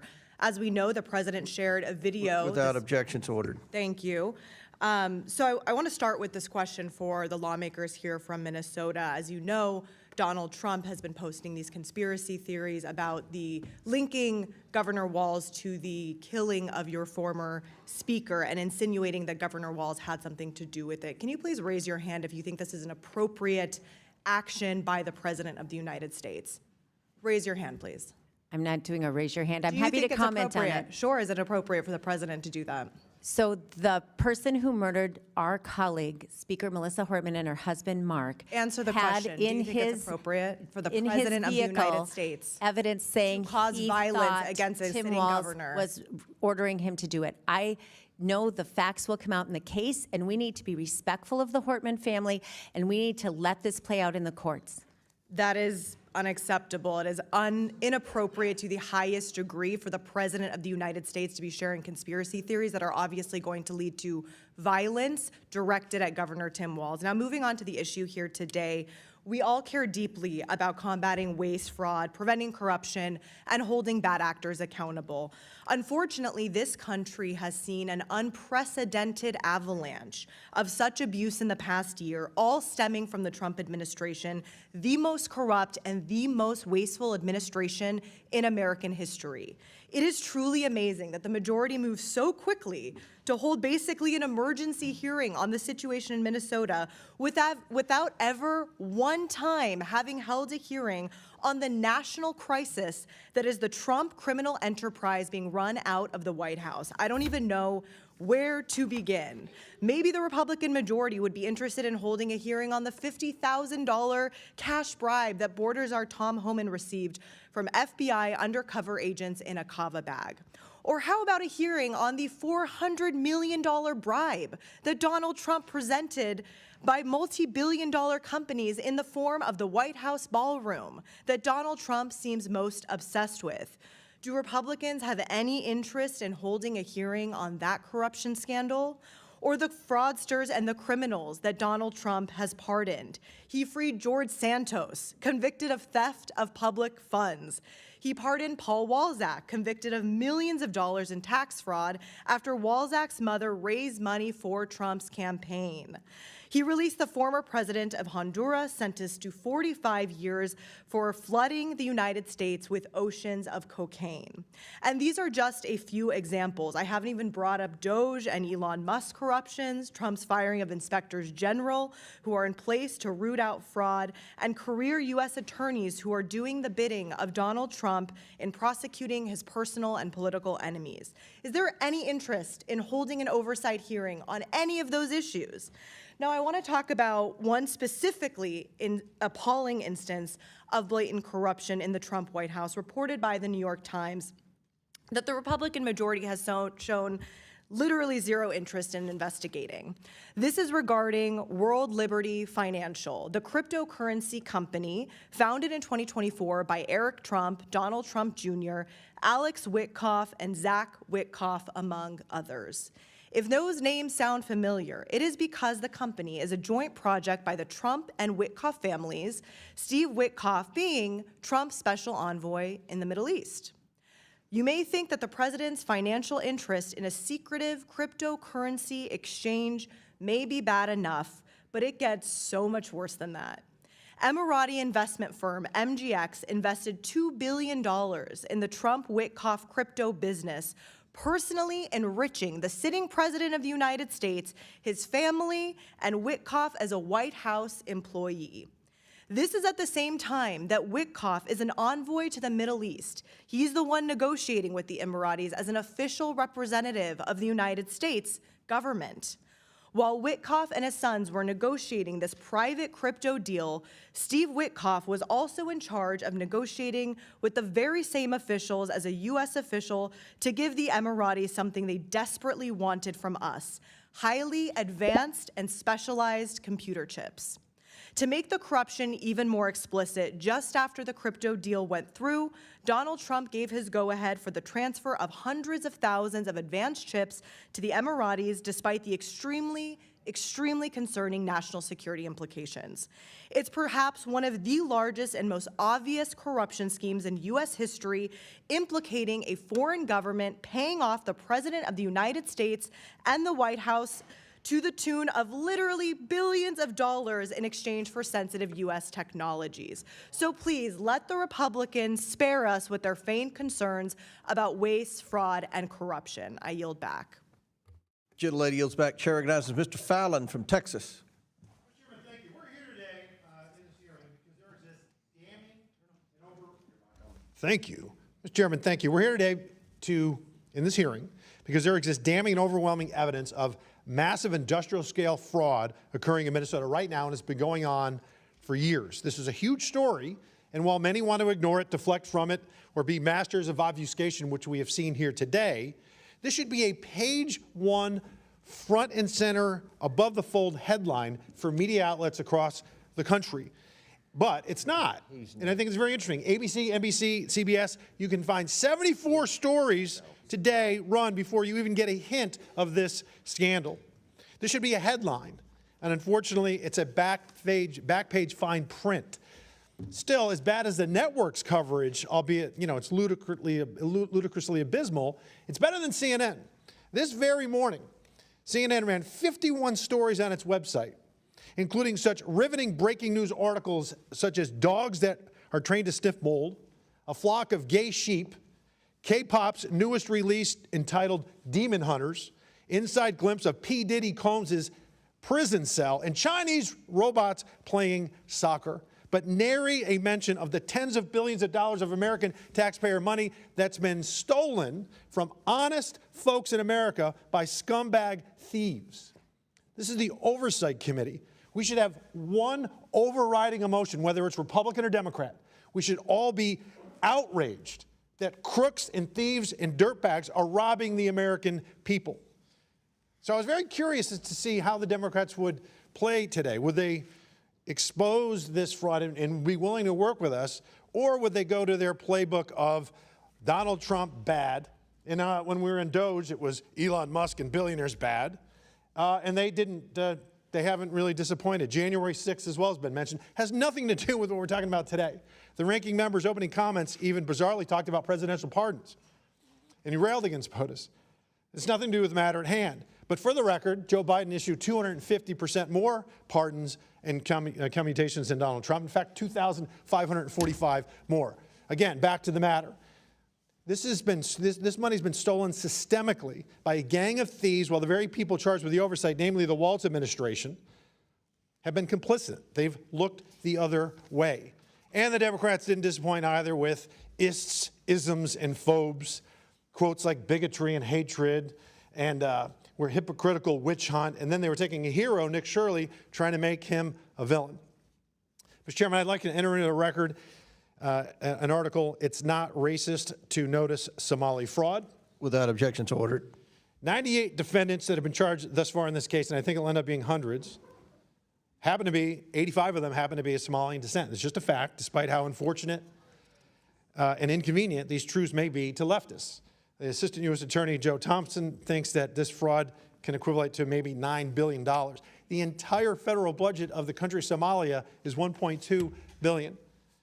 Medicaid fraud does exist in all 50 states, but uncovering it aggressively clearly is not a blue state priority. If you talk to any expert, I was in the state legislature for 8 years, they will tell you objectively that no matter where it is, about 10 to 20% of all Medicaid spending is fraudulent. In the state of New York, they spent $96 billion. So did they recover in fraud $9.6 billion, $960 million? No, it was a pittance. It was 0.06% was recovered. In the state of Minnesota, $18 billion. It was 0.08% recovered. Representative Robbins and the other reps, thank you for coming. Thank you for your courage. You know you're going to be, smeared, and I'm not going to ask you, raise your hand. We're going to have a conversation, okay? When, Ms. Robbins, Representative Robbins, when you first uncovered this tectonic fraud, what was the reaction and actions taken by the Waltz administration or Democratic colleagues? Was it working hand in hand to create synergy and offer full support and help to unmask this fraud? Or did you face significant headwinds and fierce pushback to the point of opposition? Throughout our hearings, they would either deny or deflect or say, oh, they've handled it, or they're new on the job and they don't know. So those were the answers in the tenor of our hearing. I provided documents to them outlining, as I said in February, of 72 child care centers I thought they should look at. They haven't done it. I've sent 6 FOIA requests or data requests that have not been responded to. So they have not been good partners in rooting this out. So block votes in Minnesota in 2016, it was so close that I think Hillary Clinton won the state by about 44,000 votes. But if you have block 50,000 you can rely on in Minneapolis, that's rather helpful to win an election in Minnesota. But you know what, Mr. Chairman? Our Democratic colleagues, whether they be in Minnesota or here on this Oversight Committee, they'll eventually lure. I'll yield back. Gentleman yields back. Chair recognizes Mr. Bell from Missouri. Thank you, Mr. Chair, Ranking Member, and our witnesses for being here today. I believe in protecting our social services and recognize the need for comprehensive legislation that ensures transparency in the collection and use of federal funds to support these critical programs that serve our communities in need. The resources provided through social services ensure the welfare of the everyday person and family, and these resources and individuals deserve to be protected. These protections should come at all times, not just when politically beneficial. What we're witnessing from President Trump and this administration is an attempt to use social services and the welfare of the American people as pawns to promote their political agenda. Instead of caring for the challenges of the average person, this administration has deprived them of the very things that the president promised, which is affordable health care, housing, and relief from the rising cost of living. Through rolling back essential health care affordability, cutting funding for assistance programs, implementing harmful tariffs, and advancing legislation such as the One Big Ugly Bill, the administration's actions have ultimately caused more harm than good for the American people. Reports show that since taking office, President Trump has raised the average cost of living. Health insurance costs have risen by hundreds of dollars for the average person, with insurance plans increasing by more than 20%. Housing costs remain at an all-time high. And everyday grocery items show a steady increase, with prices rising by 15 to 20%. We cannot pick and choose when to care for the American people. The actions of this administration show a pattern. They first target our most vulnerable communities and then gut the very resources to help them. Today, it is our Somali communities and our child care assistance. Tomorrow, it could be your community and the resources you and your family rely